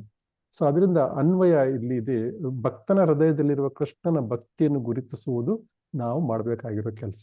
ಸೊ ಇಲ್ಲಿ ವ್ಯತಿರೇಕಕ್ಕೆ ಅಂದ್ರೆ ಅವನ ಶರೀರ ಅಥವಾ ಹಿಂದಿನ ಗುಣಗಳಿಗೂ ಅವನ ಆಧ್ಯಾತ್ಮಿಕ ಸ್ಥಿತಿಗೂ ಏನೂ ರೀತಿಯ ಸಂಬಂಧ ಇಲ್ಲ, ಅದನ್ನು ನಾವು ತಿಳ್ಕೋಬೇಕು. ಸೊ ಇಲ್ಲಿ ಕೃಷ್ಣ ಪ್ರಜ್ಞೆ ಇಲ್ಲದವನು ಎಲ್ಲವನ್ನು ಹೊರಗಿನ ದೃಷ್ಟಿಯಿಂದ ನೋಡ್ತಾನೆ. ಆದ್ರೆ ಜ್ಞಾನಿ ಏನ್ ಮಾಡ್ತಾನೆ, ಭಕ್ತನನ್ನು ಏನ್ ಮಾಡ್ತಾನೆ, ಅವನ ಶರೀರದ ಲಕ್ಷಣಗಳಿಂದ ಅಳಿಯೋದಿಲ್ಲ. ಅವನು ಭಕ್ತಿಯಲ್ಲಿ ಎಷ್ಟು ಒಂದು ಮುಂದುವರೆದಿದ್ದಾನೆ ಅದರಿಂದ ಅವನು ಅಳಿಬೇಕು ಅಂತ ಹೇಳ್ತಾ ಇದ್ದಾರೆ ಈ ಶ್ಲೋಕದಲ್ಲಿ. ಸೊ ಒಬ್ಬ ಭಕ್ತನು ಕೃಷ್ಣನಿಗೆ ಶರಣಾದಾಗ ಅವನ ಒಂದು ಸ್ವಭಾವಗಳೇನಿರುತ್ತೆ ಆ ಸ್ವಭಾವಗಳಿಂದ ಅವನನ್ನು ನಾವು ಗೌರವಿಸಬೇಕು. ಸೊ ಯಾಕಂದ್ರೆ ಆ ಭಕ್ತಿ ಏನಿದೆ ಇದು ಗಂಗೆ ದ್ರವ ರೂಪದಲ್ಲಿರೋ ಗಂಗೆ ಹೇಗಿದೆಯೋ ಅದೇ ರೀತಿ ಆ ಭಕ್ತಿ ಏನಿದೆ ಅವನದು ಕೃಷ್ಣನಿಗೆ ಶರಣಾಗತರಾಗುವ ಒಂದು ಭಕ್ತಿ ಏನಿದೆ ಅದು ಅವನನ್ನು ಎಲ್ಲಾ ದೋಷಗಳಿಂದ ಗುಣಮುಕ್ತನಾಗಿ ಅವನು ಗಂಗೆಯಷ್ಟು ಪವಿತ್ರನನ್ನಾಗಿ ಮಾಡುತ್ತೆ. ಸೊ ಇಲ್ಲಿ ಶುದ್ಧ ಭಕ್ತಿ ಅನ್ನೋದು ಒಂದು ಕೇವಲ ಒಂದು ಕ್ರಿಯೆ ಅಲ್ಲ, ಇದು ಆತ್ಮ ತನ್ನ ಮೂಲ ಸ್ವರೂಪಕ್ಕೆ ಮರೆತು ಏನು ಹೋಗಿತ್ತು ಮೂಲ ಸ್ವರೂಪ, ಆ ಸ್ವರೂಪವನ್ನು ಮತ್ತೆ ತಿಳಿದುಕೊಂಡು ಆ ಸ್ವರೂಪಕ್ಕೆ ಹಿಂದಿರುವ ಪ್ರಕ್ರಿಯೆ, ಇದು ಶುದ್ಧ ಭಕ್ತಿ. ಸೊ ಶುದ್ಧ ಭಕ್ತಿಯಲ್ಲಿ 14ನೇ ಅಧ್ಯಾಯದಲ್ಲಿ ಹೇಳಿದಂತೆ ಬ್ರಹ್ಮಭೂಯ ಪ್ರಸನ್ನಾತ್ಮ ಅಂದ್ಬಿಟ್ಟು, ಇದರ ಅರ್ಥ ಏನು ಅಂದ್ರೆ ಭಕ್ತನು ಲೌಕಿಕ ಗುಣಗಳು ಏನಿದೆ ಸತ್ವ ರಜಸ್ಸು ತಮಸ್ಸು ಇದನ್ನು ದಾಟಿದ್ದಾನೆ ಆಲ್ರೆಡಿ. ಈ ಶ್ಲೋಕದಲ್ಲಿ ಯಾರು ಹೇಳ್ತಾರೆ, ಭಗವಂತ ಏನ್ ಹೇಳ್ತಾನೆ, ಅವ್ಯಭಿಚಾರಿಣಿ ಅಂದ್ರೆ ಭಕ್ತಿಯಿಂದ, ಅಚಲವಾದ ಭಕ್ತಿಯಿಂದ ಸೇವೆ ಮಾಡ್ತಾರೆ ಅವರು, ಆಗಲೇ ಈ 3 ಗುಣಗಳನ್ನು ಮೀರಿ ಗುಣಕ್ಕೆ ಅತೀತರಾಗಿದ್ದಾರೆ, ಅಂದ್ರೆ ಗುಣಾತೀತರಾಗಿದ್ದಾರೆ. ಸೊ ಅದೇ ರೀತಿ ಶರೀರಕ್ಕೆ ಹೇಗೆ ಆಹಾರ ಅವಶ್ಯಕವೋ ಆತ್ಮನಿಗೆ ಕೃಷ್ಣ ಪ್ರಜ್ಞೆ ಆಹಾರ. ಸೊ ಹಾಗೆ ಅದು ಭೌತಿಕ ಜಗತ್ತಿಗಳಿಗೆ, ಆದರೆ ಇದು ಕೃಷ್ಣ ಪ್ರಜ್ಞೆ ಏನಿದೆ ಆತ್ಮ ಭೌತಿಕ ಜಗತ್ತಿನ ನಿಯಮಗಳಿಗೆ ಮೀರಿದ್ದು, ಅದೇ ರೀತಿ ಆತ್ಮಕ್ಕೆ ಕೊಡುವ ಆಹಾರ ಕೂಡ ಭೌತಿಕ ಜಗತ್ತಿನ ನಿಯಮಗಳಿಗೆ ಮೀರಿದ್ದು. ಆತ್ಮಕ್ಕೆ ಕೊಡುವ ಆಹಾರ ಏನು, ಕೃಷ್ಣ ಪ್ರಜ್ಞೆ, ಅದು ಭೌತಿಕ ಶರೀರಗಳಿಗೆ ಭೌತಿಕ ಜಗತ್ತಿನ ನಿಯಮಗಳಿಗೆ ಮೀರಿರುವಂಥದ್ದು. ನಂತರ ಇಲ್ಲಿ ಅವ್ಯಭಿಚಾರಿಣಿ ಭಕ್ತಿ ಅಂತ ಭಗವಂತ ಹೇಳ್ತಾನೆ. ಅನ್ಯಾಭಿಲಾಷಿತ ಶೂನ್ಯಂ ಜ್ಞಾನ ಕರ್ಮಾದ್ವ ಅನಾವೃತಂ ಅಂದ್ರೆ, ಅನ್ಯಾಭಿಲಾಷಿತ ಶೂನ್ಯಂ ಅಂದ್ರೆ ಯಾವುದೇ ಭೌತಿಕ ಲಾಭ ಆಸೆ ಇಲ್ಲದೆ ಜ್ಞಾನ, ಮತ್ತು ಇದು ಕೇವಲ ಬುದ್ಧಿವಂತಿಕೆಯ ಅಥವಾ ಇಂದು ಸ್ಪೆಕ್ಯುಲೇಷನ್ ಅಂತ ಏನ್ ಹೇಳ್ತಾರೆ, ಇದು ಕೇವಲ ಬುದ್ಧಿವಂತಿಕೆಯ ತರ್ಕ ಅಥವಾ ಫಲದ ಅಪೇಕ್ಷೆಯ ಕೆಲಸಗಳಿಂದ ಸೊ ಮುಕ್ತವಾಗಿರುತ್ತದೆ, ಫಲಾಪೇಕ್ಷೆಯಿಂದ ಮಾಡಿರುವುದಿಲ್ಲ, ಈ ಫಲಾಪೇಕ್ಷೆಯಿಂದ ಮಾಡುವ ಕೆಲಸ ಅಲ್ಲ ಅದು. ಅದೇ ರೀತಿ ಈ ಆಧ್ಯಾತ್ಮಿಕ ಇದು ಏನಿದೆ, ಇದು ತರ್ಕ ಮತ್ತು ಬುದ್ಧಿವಂತಿಕೆಯಿಂದ ತರ್ಕ ಮಾಡುವುದು. ಸೊ ಅದರಿಂದ ಜ್ಞಾನ ಕರ್ಮಾದ್ಯ ಅನಾವೃತಂ ಅಂದ್ರೆ ಅದು ತೆಗೆಯಲ್ಪಟ್ಟಿದೆ ಅಂದ್ಬಿಟ್ಟು. ಸೊ ನಾವು ಈ ಹಿಂದೆ ನಾವು ಚರ್ಚೆ ಮಾಡಿದ್ವಿ. ಸೊ ಅದು ಇಲ್ಲಿ ನಾವು ಇದನ್ನು ಹೊಟ್ಟು ಬಡಿತಾ ಇಲ್ಲ, ಧಾನ್ಯವನ್ನೇ ಬಡಿತಾ ಇದ್ದೀವಿ, ಅಂದ್ರೆ ಕೃಷ್ಣನ ಪ್ರೇಮವನ್ನು ಪಡಿಲಿಕ್ಕೆ ನಾವು ಪ್ರಯತ್ನ ಪಡ್ತಾ ಇದ್ದೀವಿ. ಸೊ ಅದರಿಂದ ಒಬ್ಬ ಭಕ್ತನು ಸಾಮಾನ್ಯ ಮನುಷ್ಯನಂತೆ ಕಂಡರೂ ಕೂಡ ಅವನು ಕೃಷ್ಣ ಪ್ರಜ್ಞೆಯಲ್ಲಿ ನೆಲೆಸಿರುವುದರಿಂದ ಅವನು ಯಾವಾಗಲೂ ಗಂಗೆಯಂತೆ ದಿವ್ಯವಾಗಿರ್ತಾನೆ. ಸೊ ಅದರಿಂದ ಅವನನ್ನು ಸರಿಯಾಗಿ ಗುರುತಿಸ್ಲಿಕ್ಕೆ ನಮಗೂ ಕೂಡ ಅರ್ಹತೆ ಇರಬೇಕು. ಸೊ ನಾವು ಆ ಅರ್ಹತೆಗಳ ಬಗ್ಗೆ ಈ ಹಿಂದಿನ ಶ್ಲೋಕದಲ್ಲಿ ಕನಿಷ್ಠ ಅಧಿಕಾರಿ, ಮಧ್ಯಮ ಅಧಿಕಾರಿ, ಉತ್ತಮ ಅಧಿಕಾರಿಗಳ ಬಗ್ಗೆ ನಾವು ಚರ್ಚಿಸಿದ್ವಿ. ಸೊ ಅದರ ಬಗ್ಗೆ ಇಂಚೂರು ಸ್ವಲ್ಪ ರಿಫ್ರೆಶ್ ಮಾಡ್ಕೊಳ್ಳೋಣ. ಹೋದ್ವಾರ ಏನು ತಿಳ್ಕೊಂಡಿದ್ವಿ, ಕನಿಷ್ಠ ಅಧಿಕಾರಿ ಅಂದ್ರೆ ಕೇವಲ ದೇವಸ್ಥಾನದ ವಿಗ್ರಹಗಳನ್ನು ಪೂಜಿಸ್ತಾನೆ ಮತ್ತು ಭಕ್ತ ಮತ್ತು ಭಕ್ತರಲ್ಲದವರ ನಡುವೆ ವ್ಯತ್ಯಾಸವನ್ನು ಮಾಡುವ ಅವನಿಗೆ ಬುದ್ಧಿ ಇರುವುದಿಲ್ಲ. ಸೊ ಅದೇ ಮಧ್ಯಮ ಅಧಿಕಾರಿ ಏನ್ ಮಾಡ್ತಾನೆ, ಅವನು ಭಗವಂತ, ಭಕ್ತರು, ಮುಗ್ಧ ಜನರು ಮತ್ತು ದ್ವೇಷಿಗಳು ಎಲ್ಲರ ನಡುವೆ ವ್ಯತ್ಯಾಸವನ್ನು ಗುರುತಿಸುವ ಅವನು ಶಕ್ತಿಯನ್ನು ಹೊಂದಿರ್ತಾನೆ ಮತ್ತು ಅವರೊಂದಿಗೆ ವಿಭಿನ್ನವಾಗಿ ಅವನು ವರ್ತನೆ ಮಾಡ್ತಾನೆ. ಸರಿ, ಉತ್ತಮ ಅಧಿಕಾರಿ ಏನ್ ಮಾಡ್ತಾರೆ, ಎಲ್ಲದರಲ್ಲೂ ಕೃಷ್ಣನನ್ನು ನೋಡ್ತಾರೆ ಮತ್ತು ಅವನ ದೃಷ್ಟಿಯಲ್ಲಿ ಎಲ್ಲರೂ ಕೂಡ ಭಗವಂತನ ಸೇವಕರು. ಹಾಗಾಗಿ ಈ 3 ಅಧಿಕಾರಿಗಳು, ಕನಿಷ್ಠ ಅಧಿಕಾರಿ, ಮಧ್ಯಮ ಅಧಿಕಾರಿ, ಉತ್ತಮ ಅಧಿಕಾರಿ, ಮತ್ತೊಮ್ಮೆ ಈ ಶ್ಲೋಕದಲ್ಲಿ ರೂಪ ಗೋಸ್ವಾಮಿಯವರು ಕೊಟ್ಟಿದ್ದಾರೆ. ಸೊ ಇಡೀ ಇದು ಸಾರ ಏನು ಅಂದ್ರೆ ಪ್ರಜ್ಞೆಯ ಬದಲಾವಣೆ. ನಮ್ಮ ಪ್ರಜ್ಞೆಯನ್ನು ನಾವು ಬದಲಾಯಿಸಿಕೊಳ್ಬೇಕು. ಅದು ಭೌತಿಕ ಸುಖದ ಕಡೆಗಿದ್ದರೆ ಅದು ಬಂಧನವಾಗುತ್ತೆ. ಅದೇ ನಮ್ಮ ಪ್ರಜ್ಞೆ ಕೃಷ್ಣ ಸೇವೆಯ ಕಡೆಗಿದ್ರೆ ಅದು ನಮಗೆ ಮುಕ್ತಿಯನ್ನು ಕೊಡುತ್ತೆ. ಅಂದ್ರೆ ಈ ಭೌತಿಕ ಜಗತ್ತಿನ ಒಂದು ವೈಪರೀತ್ಯಗಳೇನಿವೆ ಅವುಗಳಿಂದ ನಮಗೆ ಮುಕ್ತಿ ಸಿಗುತ್ತೆ. ಸೊ ಉಪದೇಶಾಮೃತದ ಈ ಶ್ಲೋಕದಲ್ಲಿ ಗಂಗೆ ಮೇಲಿನ ನೊರೆಯನ್ನು ನೋಡಿ ಗಂಗೆ ಅಪವಿತ್ರ ಎಂದು ಭಾವಿಸುವುದು ಎಷ್ಟು ತಪ್ಪು, ಅದೇ ರೀತಿ ಭಕ್ತನ ದೈಹಿಕ ದೋಷಗಳನ್ನು ನೋಡಿ ಅವನನ್ನು ಸಾಮಾನ್ಯ ಮನುಷ್ಯ ಎನ್ನುವುದು ಅಷ್ಟೇ ತಪ್ಪು. ಭಗವದ್ಗೀತೆ ಹೇಳ್ತಾನೆ, ಅಕಸ್ಮಾತ್ ಭಕ್ತ ತಪ್ಪುಗಳನ್ನು ಮಾಡಿದ್ರೂ ಕೂಡ ಅವನಿಗೆ ಇದು ಕೊಡಬಾರ್ದಂತೆ, ಪನಿಷ್ಮೆಂಟ್ ಕೊಡಬಾರ್ದಂತೆ. ಯಾಕಂದ್ರೆ ಅವನು ಸರಿಯಾದ ದಾರಿಯಲ್ಲಿದ್ದಾನೆ, ಭಕ್ತಿಯ ಸರಿಯಾದ ದಾರಿಯಲ್ಲಿದ್ದಾನೆ. ಏನೋ ತಪ್ಪು ಜಾರಿದ್ದಾನೆ, ಅದು ಓಕೆ ಅಂತ ಹೇಳ್ತಾನೆ. ಕೃಷ್ಣ ಅಲ್ಲಿವರೆಗೂ ಎಕ್ಸ್ಕ್ಯೂಸ್ ಕೊಡ್ತಾ ಇರ್ಬೇಕಾದ್ರೆ ಕೃಷ್ಣ ಅಷ್ಟು ದಯಾಮಯ ಆಗಿದ್ರೆ ನಾವು ಕೃಷ್ಣನಿಗಿಂತ ದೊಡ್ಡವರ? ಸೊ ಅದರಿಂದ ನಾವು ಯಾವಾಗ್ಲೂ ಸಾಮಾನ್ಯ ಮನುಷ್ಯ ಅಂತ ಯಾವತ್ತು ಭಕ್ತರನ್ನು ನೋಡಬಾರ್ದು. ಸೊ ನಂತರ ಒಬ್ಬ ವೈಷ್ಣವನು, ಒಬ್ಬ ಸಾಧಕನು ಬೆಳೆಸಿಕೊಳ್ಳಬಾದ ದಿವ್ಯ ದೃಷ್ಟಿ ಅಂದ್ರೆ ನಾವು ವೈಷ್ಣವರಾಗಿ ವೈಷ್ಣವ ಸಾಧಕರಾಗಿರೋದ್ರಿಂದ ನಾವು ದಿವ್ಯ ದೃಷ್ಟಿಯನ್ನು ಹೇಗೆ ಬೆಳೆಸ್ಕೊಳ್ಬೇಕು ಅನ್ನೋದ್ರ ಬಗ್ಗೆ ಕೂಡ ಈ ಶ್ಲೋಕದಲ್ಲಿ ಹೇಳಿದೆ. ಅಂದ್ರೆ ಭೌತಿಕ ಕಣ್ಣುಗಳಿಂದ ನಾವು ಭಕ್ತನನ್ನು ನೋಡಬಾರದು, ನಾವು ಜ್ಞಾನಗಳ ಕಣ್ಣುಗಳಿಂದ ನೋಡ್ಬೇಕು ಅಂತ ಹೇಳಿದ್ರು. ಸೊ ಇಲ್ಲಿ ಮುಖ್ಯವಾಗಿ ಗಮನ ಕೊಡ್ಬೇಕಾಗಿದ್ದೇನು, ನಾವು ನೋಡ್ಬೇಕಾಗಿರೋದು ಭಕ್ತನು ಭಗವಂತನಿಗೆ ಮಾಡುತ್ತಿರುವ ಅಚಲವಾದ ಸೇವೆಯಿಂದ ಮಾತ್ರ. ನಾವು ಅವನನ್ನು ಅಳೆಯಬೇಕು. ಅವನು ರೋಗಗ್ರಸ್ತನಾಗಿರ್ಬೋದು, ವಯಸ್ಸಾಗಿರ್ಬೋದು, ನೋಡಲಿಕ್ಕೆ ಸುಂದರನಾಗಿಲ್ಲದೇ ಇರಬಹುದು, ಆದರೂ ನಾವು ಆ ದೋಷಗಳಿಂದ ಅವನನ್ನು ಅಳೆಯಬಾರದು. ಮುಖ್ಯವಾಗಿ ನಾವು ಗಮನ ಕೊಡ್ತಾ ಇರಬೇಕು ಅಂದ್ರೆ ಅವನು ಭಕ್ತನು ಎಷ್ಟು ನಿಷ್ಕಲ್ಮಶವಾಗಿ ಭಗವಂತನಿಗೆ ಸೇವೆ ಮಾಡ್ತಾ ಇದ್ದಾನೆ. ಸೊ ಅದರ ಬಗ್ಗೆ ನಾವು ಹೇಗೆ ಗಂಗೆ ನೀರು ಪವಿತ್ರತೆ ಕಡಿಮೆ ಆಗುವುದಿಲ್ವೋ ಹಾಗೆ ಭಕ್ತನ ಶರೀರದ ಸ್ಥಿತಿ ಭಕ್ತನ ಪವಿತ್ರತೆಯನ್ನು ತಗ್ಗಿಸುವುದಿಲ್ಲ. ಇಲ್ಲಿ ಇದು ಭಗವದ್ಗೀತೆ 9.30 ಸಾಧು ಅಂತ ಯಾರನ್ನು ಕರಿಬೇಕು ಅನ್ನೋದರ ಬಗ್ಗೆ ಭಗವಂತ ಒಂದು ಶ್ಲೋಕವನ್ನು ಹೇಳಿದ್ದಾನೆ.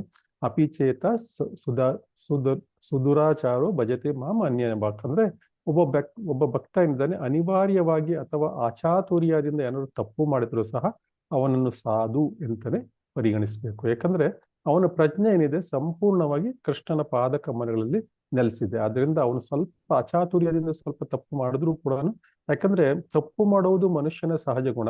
ಅದು ನಮ್ಗೆ 4 ರೀತಿಯ ಒಂದು ಸಮಸ್ಯೆಗಳಿದೆ. ಒಂದು ನಾವು ತಪ್ಪು ಮಾಡ್ತೇವೆ, ಇನ್ನೊಂದು ನಾವು ಮೋಸ ಮಾಡ್ತೇವೆ, ಇನ್ನೊಂದು ನಮ್ಮ ಇಂದ್ರಿಯಗಳು ಸಂಪೂರ್ಣ ಮೆಚುರಿಟಿ ಇಲ್ಲ ನಮಗೆ. ಸೊ ಈ ರೀತಿಯಾಗಿ ನಮಗೆ ಸಮಸ್ಯೆಗಳಿದಾವೆ ದೇಹದಲ್ಲಿ. ಅದರಿಂದ ನಾವು ಈ ಎಲ್ಲ ಪರಿಪೂರ್ಣವಲ್ಲದ ಇಂದ್ರಿಯಗಳು ಮತ್ತು ತಪ್ಪು ಮಾಡ್ತೀವಿ, ತಪ್ಪು ಮಾಡುವ ಗುಣ, ಮೋಸ ಮಾಡುವ ಗುಣ ಇವೆಲ್ಲ ನಮ್ಮಲ್ಲಿ ಇರುವುದರಿಂದ ಸೊ ಈ ಸ್ವಲ್ಪ ತಪ್ಪುಗಳಾಗ್ಬೋದು. ಅದರಿಂದ ಭಗವಂತ ಹೇಳ್ತಾನೆ ಅಪಿಚೇತ್ ಸುದುರಾಚಾರೋ ಭಜತೆ ಮಾಂ ಅನನ್ಯ ಭಕ್. ಸ್ವಲ್ಪ ಬೈ ಮಿಸ್ಟೇಕ್ ದುರಾಚಾರ ಮಾಡಿದ್ರು ಕೂಡ ಅವನು ನನ್ನನ್ನು ಭಕ್ತಿಯಿಂದ ನನ್ನನ್ನು ಸೇವಿಸ್ತಾ ಇದ್ದಾನೆ, ಅದರಿಂದ ಅವನನ್ನು ಸಾಮಾನ್ಯ ಮನುಷ್ಯನಂತೆ ಟೀಕಿಸಬಾರದು, ಅದು ಅಪರಾಧ ಅಂತ ಹೇಳ್ತಾ ಇದ್ದಾರೆ. ಸೊ ನಂತರ ಇನ್ನೊಂದು ಈ ಶ್ಲೋಕದಲ್ಲಿ ಗೋಸ್ವಾಮಿಯ ಬಗ್ಗೆ ಮಾತಾಡಿದ್ದಾರೆ, ಗೋಸ್ವಾಮಿಗಳ ಅರ್ಹತೆಯ ಬಗ್ಗೆ ಮಾತಾಡಿದ್ದಾರೆ. ಸೊ ಈ ಶ್ಲೋಕದಲ್ಲಿ ಜಾತಿ ಮತ್ತು ವಂಶದ ಆಧಾರದ ಮೇಲೆ ನೀಡುವ ಧಾರ್ಮಿಕ ಬಿರುದುಗಳನ್ನು ಶ್ರೀಲ ಪ್ರಭುಪಾದರು ಇದು ರೂಪ ಗೋಸ್ವಾಮಿಯವರು ಪ್ರಶ್ನಿಸ್ತಾರೆ. ಇಲ್ಲಿ ಗೋಸ್ವಾಮಿ ಅಂದ್ರೆ ಯಾರು ಅಂತ ಹೇಳಿದ್ರೆ, ಗೋ ಅಂದ್ರೆ ಇಂದ್ರಿಯಗಳು, ಸ್ವಾಮಿ ಅಂದ್ರೆ ಒಡೆಯಗಳು, ಅಂದ್ರೆ ಇಂದ್ರಿಯಗಳ ಒಡೆಯರು. ನಮ್ಮ ಇಂದ್ರಿಯಗಳೇನು, ನಾಲಿಗೆ, ಹೊಟ್ಟೆ, ಮನಸ್ಸು, ಜನನೇಂದ್ರಿಯಗಳು, ಎಲ್ಲ ಇಂದ್ರಿಯಗಳು. ಯಾರು ಈ ಇಂದ್ರಿಯಗಳನ್ನು ನಿಯಂತ್ರಿಸ್ತಾರೆ ಅವರೇ ನಿಜವಾದ ಗೋಸ್ವಾಮಿಗಳು. ಸೊ ಈ ಗೋಸ್ವಾಮಿಗಳು ವಂಶ ಪಾರಂಪರೆಯಿಂದ ಬಂದಿರುವಂಥದ್ದು ಅಲ್ಲ. ಇದು ಗೋಸ್ವಾಮಿಗಳ ಕುಟುಂಬದಲ್ಲಿ ಹುಟ್ಟಿದ ಮಾತ್ರಕ್ಕೆ ಯಾರು ಗೋಸ್ವಾಮಿ ಆಗುವುದಿಲ್ಲ. ಹೇಗೆ ಭಗವಂತ ಹೇಳ್ತಾನೆ, ಜನ್ಮ ಜಾಯತೆ ಶೂದ್ರ ಅಂದ್ಬಿಟ್ಟು ಹುಟ್ಟಿದಾಕ್ಷಣ ಎಲ್ಲರೂ ಶೂದ್ರರೇ. ಸೊ ಆಮೇಲೆ ಅವರು ಯಾವ ರೀತಿಯ ಗುಣ ಮತ್ತು ಕರ್ಮಗಳನ್ನು ಮಾಡ್ತಾರೆ, ಗುಣಗಳನ್ನು ಅವರು ತೋರಿಸ್ತಾರೆ ಮತ್ತು ಕರ್ಮಗಳನ್ನು ಮಾಡ್ತಾರೆ, ಅದರ ಪ್ರಕಾರ ಅವರ ಜಾತಿ, ಅವರ ಅಥವಾ ಗುಂಪುಗಳು, ಜಾತಿ ಅಲ್ಲ ಅವರ ಗುಂಪುಗಳು ನಿರ್ಧಾರವಾಗುತ್ತೆ. ಸೊ ಯಾವ ಗುಂಪಿನಲ್ಲಿ ಈ ವ್ಯಕ್ತಿ ಇರ್ತಾನೆ ಅನ್ನೋದು ಅವನ ಗುಣ ಮತ್ತು ಕರ್ಮ, ಅದರ ಮೇಲೆ ವಿಭಾಗಗಳಾಗಿ ಭಗವಂತ ಮಾಡಿದ್ದಾನೆ. ಸೊ ಇಲ್ಲಿ ಗೋಸ್ವಾಮಿ ಅಂದ್ರೆ ಕೃಷ್ಣನ ಸೇವೆಯಲ್ಲಿ ಯಾರು ತೊಡಗಿರ್ತಾರೆ ಅವರಿಗೆ ಸಿಗುವ ಗೌರವ. ಸೊ ಯಾವ ರೀತಿ ನೀವು ಪಠನ್ ಯಾಜನ್ ಮಾಡಿ ಮತ್ತು ದಾನ ಕೊಡುವುದು, ದಾನ ತೆಗೆದುಕೊಳ್ಳುವುದು, ಇದನ್ನು ಬ್ರಾಹ್ಮಣರಿಗೆ ಹೇಳಿದ್ರು. ಸೊ ಯಾವ ವ್ಯಕ್ತಿ ಈ ಕೆಲಸಗಳನ್ನು ಮಾಡ್ತಾನೆ ಅವನು ಬ್ರಾಹ್ಮಣನಾಗ್ತಾನೆ. ಅವನು ನಾಯಿ ಮಾಂಸ ತಿನ್ನುವನಾಗಿದ್ರು ಆಗಿರ್ಬಹುದು, ಚಾಂಡಾಲನಾಗಿದ್ರು ಆಗಿರ್ಬಹುದು. ಆದ್ರೆ ಅವನು ಮಾಡ್ತಾ ಇರೋದೇನು, ಪಠನ್ ಅವನು ಮತ್ತು ಯಾಜನ್. ಪಠನ್ ಅಂದ್ರೆ ವೇದಾಭ್ಯಾಸ ಮಾಡ್ತಾ ಇದ್ದಾನೆ ಮತ್ತು ವೇದಗಳನ್ನು ಇನ್ನೊಬ್ಬರಿಗೆ ಹೇಳ್ಕೊಡ್ತಾ ಇದ್ದಾನೆ. ಮತ್ತು ಅದೇ ರೀತಿ ಯಜ್ಞಗಳನ್ನು ಮಾಡ್ತಾನೆ, ಯಜ್ಞಗಳನ್ನು ಇನ್ನೊಬ್ಬರಿಗೆ ಮಾಡಿಸ್ತಾನೆ ಮತ್ತು ದಾನವನ್ನು ಕೊಡ್ತಾನೆ ಮತ್ತು ದಾನವನ್ನು ಸ್ವೀಕರಿಸ್ತಾನೆ. ಸೊ ಈ ರೀತಿಯಾಗಿ ಯಾರು ಆ ಕೆಲಸವನ್ನು ಮಾಡ್ತಾರೆ ಅವರು ಬ್ರಾಹ್ಮಣರು ಅಂದ್ಬಿಟ್ಟು. ಅದೇ ರೀತಿ ಇದು ಗೋಸ್ವಾಮಿಗಳು ಕೂಡ ಯಾರು ಇಂದ್ರಿಯಗಳನ್ನು ಕಂಟ್ರೋಲ್ ಮಾಡ್ಕೊಂಡಿರ್ತಾರೆ ಅವರು ಮಾತ್ರ ಗೋಸ್ವಾಮಿಗಳು. ಅಂದ್ರೆ ಅವರು ಕೃಷ್ಣನ ಸೇವೆಯಲ್ಲಿ ತಮ್ಮನ್ನು ತಾವು ತೊಡಗಿಸ್ಕೊಂಡಿರ್ತಾರೆ. ಸೊ ಮತ್ತೆ ಇಲ್ಲಿ ಈ ಪರ್ಪೋರ್ಟ್ ಅಲ್ಲಿ ರೂಪ ಗೋಸ್ವಾಮಿ ಅವರು ಹೇಳಿದ್ರು, ರೂಪ ಗೋಸ್ವಾಮಿ ಏನ್ ಹೇಳಿದ್ದಾರೆ ಅಂದ್ರೆ, ಚೈತನ್ಯ ಮಹಾಪ್ರಭುಗಳ ಶಿಷ್ಯರಾದ ರೂಪ ಗೋಸ್ವಾಮಿ ಮತ್ತು ಸನಾತನ ಗೋಸ್ವಾಮಿಗಳು ಜೀವನ ಇದಕ್ಕೊಂದು ಸಾಕ್ಷ್ಯ ಅಂತ ಇಲ್ಲಿ ಒಂದು ಉದಾಹರಣೆಯನ್ನು ಕೊಟ್ಟಿದ್ದಾರೆ. ಸೊ ಅವರು ಮುಸ್ಲಿಮನ ಆಳ್ವಿಕೆಯಲ್ಲಿ ಕೆಲಸ ಮಾಡ್ತಾ ಇದ್ರು. ಮೂಲತಃ ಅವರು ಬ್ರಾಹ್ಮಣ ಕುಲದಲ್ಲಿ ಹುಟ್ಟಿರೋರು, ಆದ್ರೆ ಮುಸ್ಲಿಂ ರಾಜನ ಆಳ್ವಿಕೆಯಲ್ಲಿ ಮುಸ್ಲಿಮರ ರಾಜನಿಗೆ ರಿಪೋರ್ಟ್ ಮಾಡ್ಕೊತಾ ಇದ್ರು. ಅವನ ಮೇಲ್ವಿಚಾರಣೆ ಅಂದ್ರೆ ಅವನಿಗೋಸ್ಕರ ಕೆಲಸ ಮಾಡ್ತಾ ಇದ್ರು. ಅವನ ಆಸ್ಥಾನದಲ್ಲಿ ಅವರು ಕೆಲಸಗಾರರಾಗಿದ್ರು. ಅವರು ದೊಡ್ಡ ಪೊಸಿಷನ್ ಇದ್ರು, ಮುಖ್ಯಮಂತ್ರಿ ಆ ತರ ಎಲ್ಲ ದೊಡ್ಡ ಪೊಸಿಷನ್ ಇದ್ರು. ಇದೆಲ್ಲ ಏನೋ ಯಾರು ಖಜಾಂಚಿ, ಮುಖ್ಯಮಂತ್ರಿ, ಈ ರೀತಿಯ ದೊಡ್ಡ ಸ್ಥಾನಗಳಲ್ಲಿ ಇದ್ರು ಅವರು. ಸೊ ಆದ್ರೆ ಅವರು ಹಿಂದಿನ ಕಾಲದಲ್ಲಿ ಏನಿದ್ರು ಅಂದ್ರೆ, ಯಾರು ಮುಸ್ಲಿಮರಿಗೆ ಕೆಲಸ ಮಾಡ್ತಾರೆ ಅಥವಾ ಇವರು ಯಾರು ಇವರಿಗೆ ಕೆಲಸ ಮಾಡ್ತಾರೆ, ಬ್ರಿಟಿಷರಿಗೆ ಕೆಲಸ ಮಾಡ್ತಾರೆ, ಸೊ ಅವರೆಲ್ಲ ಯವನರು ಅಲ್ವಾ, ಅವರಿಗೆ ಕೃಷ್ಣ ಭಕ್ತಿಯಲ್ಲಿ ಇದಿಲ್ಲ ಅವರಿಗೆ. ಸೊ ಅವರನ್ನು ಜಾತಿಯಿಂದ ಅಂದ್ರೆ ಕುಲದಿಂದ ಹೊರಗಡೆ ಹಾಕ್ತಾ ಇದ್ದಂತೆ. ಸೊ ಕುಲದಿಂದ ಹೊರಗಡೆ ಹಾಕಿದಾಗ ಈ ಮುಸ್ಲಿಂ ರಾಜ ಏನ್ ಮಾಡ್ತಾನೆ, ಅವರಿಗೆ ದಬೀರ್ ದಾಸ್, ಸಾಕರ್ ಮಲ್ಲಿಕ್ ಅಂತ ಹೆಸರುಗಳು ಕೊಟ್ಕೊಂಡು ಅವರನ್ನು ಆತರ ಮಾಡಿರ್ತಾನೆ. ಆದ್ರೆ ಮಹಾಪ್ರಭುಗಳು ಏನ್ ಮಾಡ್ತಾರೆ, ಅವರು ಭಕ್ತಿಯನ್ನು ನೋಡಿ ಅವರನ್ನು ಗೋಸ್ವಾಮಿಗಳು ಅಂತ ಡಿಕ್ಲೇರ್ ಮಾಡ್ತಾರೆ. ಸೊ ಮಹಾಪ್ರಭುಗಳು ಗೋಸ್ವಾಮಿ ಅಂತ ಡಿಕ್ಲೇರ್ ಮಾಡ್ತಾ ಇರುವಾಗ ನಾವೇನು ಅವ್ರಿಗಿಂತ ದೊಡ್ಡವರ ನಾವು? ಸೊ ಆದ್ರಿಂದ ನಾವು ಸರಿಯಾಗಿ ಗುರುತಿಸ್ಬೇಕು. ನಾವು ಗುರುತಿಸ್ಲಿಕ್ಕೆ ಆಗದೆ ಇದ್ರೆ ನಾವು ಹಿರಿಯ ಆಚಾರ್ಯರು ಅಥವಾ ಹಿರಿಯ ಒಂದು ಭಕ್ತರ ಸಹಾಯವನ್ನು ಪಡ್ಕೊಳ್ಬೇಕು. ಸೊ ನಾವೇ ಒಂದು ಇದು ಅಂತ ನಾವು ಅವರನ್ನು ಸರಿಯಾಗಿ ನಾವು ಟ್ರೀಟ್ಮೆಂಟ್ ಮಾಡದೇ ಇದ್ರೆ ಅವ್ರು ಏನಾಗುತ್ತೆ, ಅದು ವೈಷ್ಣವ ಅಪರಾಧ ಆಗತ್ತೆ. ಸೊ ಅದರಿಂದ ಈ ಇನ್ನೊಂದು ಈ ಪರ್ಪೋಟಲ್ಲಿ ಏನ್ ಹೇಳಿದ್ರೆ ಅಂದ್ರೆ ಆಧ್ಯಾತ್ಮಿಕ ಜೀವನದಲ್ಲಿ ನಾವು ಬೆಳೆಸ್ಕೊಳ್ಬೇಕಾಗಿರುವ ಅತ್ಯಂತ ಮುಖ್ಯವಾದ ಪ್ರಮುಖವಾದ ದೃಷ್ಟಿಕೋನದ ಬಗ್ಗೆ ಹೇಳಿದ್ದಾರೆ. ಸೊ ಆ ದೃಷ್ಟಿಕೋನ ನಮ್ಮಲ್ಲಿ ಇಲ್ಲದೆ ಇದ್ರೆ ಅಂದ್ರೆ ಅಧಃಪತನ ಆಗುತ್ತೆ.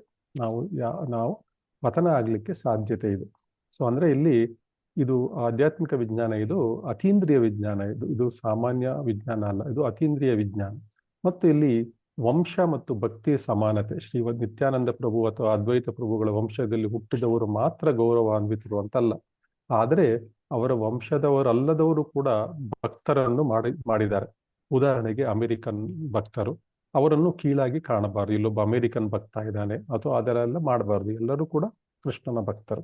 ಸೊ ಸಾಮಾನ್ಯ ದೃಷ್ಟಿ ರೂಪ ಗೋಸ್ವಾಮಿಗಳ ಪ್ರಕಾರ ನಿಜವಾದ ಗೋಸ್ವಾಮಿ ಅಂದ್ರೆ ಅರ್ಹತೆ ಮೇಲೆ. ಶ್ರೀಲ ಪ್ರಭುಪಾದರು ಅಮೆರಿಕನ್ ಅವರಿಗೂ ಸುಮಾರು ಜನಕ್ಕೆ ಸನ್ಯಾಸವನ್ನು ಕೊಟ್ಟಿದ್ದಾರೆ. ಅಂದ್ರೆ ಇದು ಏನು ಹೊರಗಿನ ದೇಶದವರಿಗೂ ಕೂಡ, ಭಾರತದಲ್ಲಿ ಇಲ್ಲದೆ ಇರುವುದಂತೂ ಕೂಡ ಅವರು ಕೂಡ ಅವರ ಸನ್ಯಾಸ ಒಂದು ದೀಕ್ಷೆಯನ್ನು ಕೊಟ್ಟಿದ್ದಾರೆ. ಯಾಕೆ ಕೊಟ್ಟಿದ್ದಾರೆ ಅಂದ್ರೆ ಅವರು ಯಾವ ರೀತಿಯಲ್ಲಿ ತಮ್ಮನ್ನು ತಾವು ಕೃಷ್ಣ ಪ್ರಜ್ಞೆಗೆ ಅರ್ಪಿಸ್ಕೊಂಡಿದ್ದಾರೆ, ಎಷ್ಟು ಸಿನ್ಸಿಯರ್ ಆಗಿದ್ದಾರೆ, ಅದನ್ನು ನೋಡಿ ಅವರಿಗೆ ಅವರು ಇದನ್ನು ಕೊಟ್ಟಿರೋದು. ಸೊ ಅದರಿಂದ ಬಂದ ಗೋಸ್ವಾಮಿಗಳೇನಿದ್ದಾರೆ ಇವರು ಅಮೆರಿಕನ್ ಗೋಸ್ವಾಮಿ ಆ ತರ ಎಲ್ಲ ಮಾತಾಡ್ಲಿಕ್ಕಿಲ್ಲ, ಅದು ತಪ್ಪು ಕಲ್ಪನೆ. ಪಾಶ್ಚಿಮಾತ್ಯ ಭಕ್ತರ ಸನ್ಯಾಸ ಅಥವಾ ಗೋಸ್ವಾಮಿ ಬಿರೋದನ್ನು ಅಧಿಕೃತ ಅಲ್ಲ, ಸರಿಯಲ್ಲ ಅಂತ ಹೇಳುವುದು ಅದು ಅಶಾಸ್ತ್ರೀಯ, ಅದು ತಪ್ಪು, ಸಂಕುಚಿತ ಮನೋಭಾವದ ಲಕ್ಷಣ. ಸೊ ಮತ್ತು ಇದು ಈ ತರ ಬಿರುದು ಸಿಕ್ಕ ಮೇಲೆ ಅಥವಾ ಒಂದು ಸ್ಥಾನಕ್ಕೆ ಏರಿದ ಮೇಲೆ ಭಕ್ತನು ಇನ್ನೂ ಜಾಗರೂಕತನಾಗಿರಬೇಕು. ಯಾಕಂದ್ರೆ ಗರ್ವ ಬಂದ್ರೆ ಏನಾಗುತ್ತೆ, ನಾನು ಗೋಸ್ವಾಮಿ ಆಗ್ಬಿಟ್ಟೆ, ನಾನು ಸನ್ಯಾಸಿ ಆಗ್ಬಿಟ್ಟೆ ಅಂತ ಒಂದು ಅಹಂಕಾರ ಬಂದ ತಕ್ಷಣ ಏನಾಗುತ್ತೆ, ಆಧ್ಯಾತ್ಮಿಕವಾಗಿ ಭಕ್ತನು ಕೆಳಗೆ ಬೀಳ್ತಾನೆ. ಸೊ ಭಕ್ತಿ ಮಾರ್ಗದಲ್ಲಿ ಗರ್ವಕ್ಕೆ ಸ್ಥಾನವಿಲ್ಲ. ಇವತ್ತು ಬೆಳಗಿನ ಕ್ಲಾಸ್ನಲ್ಲಿ ಕೂಡ NND ಪ್ರಭುಜಿ ಇದನ್ನೇ ಹೇಳ್ತಾ ಇದ್ರು. ಭಕ್ತಿ ಚೈತನ್ಯ ಚರಿತಾಮೃತ ಕ್ಲಾಸ್ ಮಾಡ್ತಾ ಇದ್ರು. ಅದರಲ್ಲಿ ಕೂಡ ಅವರು ಯಾವಾಗ ಅಹಂಕಾರ ಬರುತ್ತೆ ನಮಗೆ, ನಾವು ಕೆಳಗೆ ಬೀಳ್ತೇವೆ, ಅಧಃಪತನ ಆಗ್ತೇವೆ ಅನ್ನೋದ್ರ ಬಗ್ಗೆ ತುಂಬಾ ಚೆನ್ನಾಗಿ ಹೇಳಿದ್ರು. ಯಾರು ಕೇಳದೆ ಇದ್ರೆ ನೋಡಿ, ಅದು ಇಂಗ್ಲಿಷ್ ಬರ್ಬೇಕಷ್ಟೇ, ಅವ್ರು ಇಂಗ್ಲಿಷ್ ತಗೋತಾರೆ.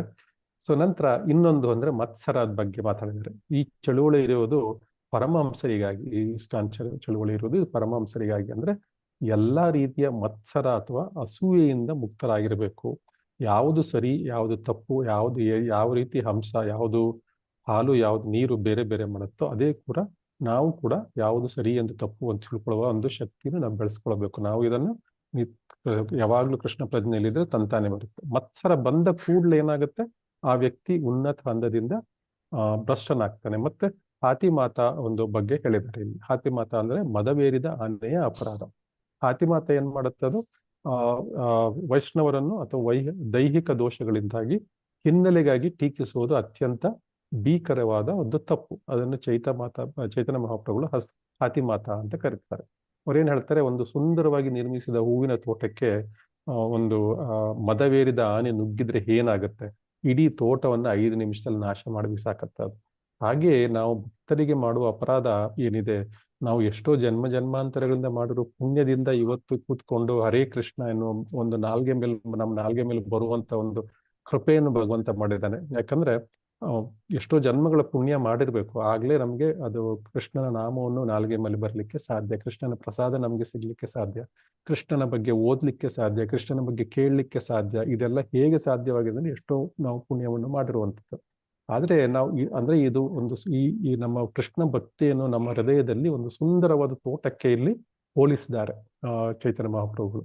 ಸೊ ಅಂತ ಸುಂದರವಾದ ತೋಟಕ್ಕೆ ನಾವು ವೈಷ್ಣವ ಅಪರಾಧ ಮಾಡಿದ್ರೆ ಏನಾಗುತ್ತೆ, ಅಂತ ಸುಂದರವಾದ ನಿರ್ಮಿಸಿದ ತೋಟಕ್ಕೆ ಮದವೇರಿದ ಆನೆ ನುಗ್ಗಿದ್ರೆ ಏನಾಗುತ್ತೆ, ಸಂಪೂರ್ಣ ನಾವು ಮಾಡಿರೋ ಎಲ್ಲವೂ ಕೂಡ, ನಾವು ಎಷ್ಟು ಜನ್ಮಗಳಿಂದ ಮಾಡಿರೋ ತಪಸ್ಸೇನಿದೆ ಎಲ್ಲವೂ ಕೂಡ ನಮ್ಮ ಹೃದಯದಲ್ಲಿ ಬೆಳೆಯುತ್ತಿರುವ ಈ ಭಕ್ತಿ ಲತೆಯನ್ನು ಏನ ಮಾಡುತ್ತೆ, ಅದೆಲ್ಲ ನಾಶ ಮಾಡಿಬಿಡುತ್ತೆ ಅಂತ ಹೇಳಿದ್ರೆ. ಅದರಿಂದ ಭಕ್ತರನ್ನು ಎಂದಿಗೂ ಲೌಕಿಕ ಮತ್ತು ಭೌತಿಕ ದೃಷ್ಟಿಯಿಂದ ನಾವು ನೋಡಬಾರದು. ಮತ್ತು ಹಿರಿಯ ಮತ್ತು ಕಿರಿಯ ಭಕ್ತರ ನಡುವೆ ಸಂಬಂಧ ಕೂಡ ನಾವು ನಮ್ಮ ಆಧ್ಯಾತ್ಮಿಕ ಬೆಳಗ್ಗೆ ಎಷ್ಟು ಬೆಳೆದಿದೆ ಅದರ ಪ್ರಕಾರ ನಾವು ನೋಡ್ತೇವೆ, ಅದು ಸರಿಯಲ್ಲ.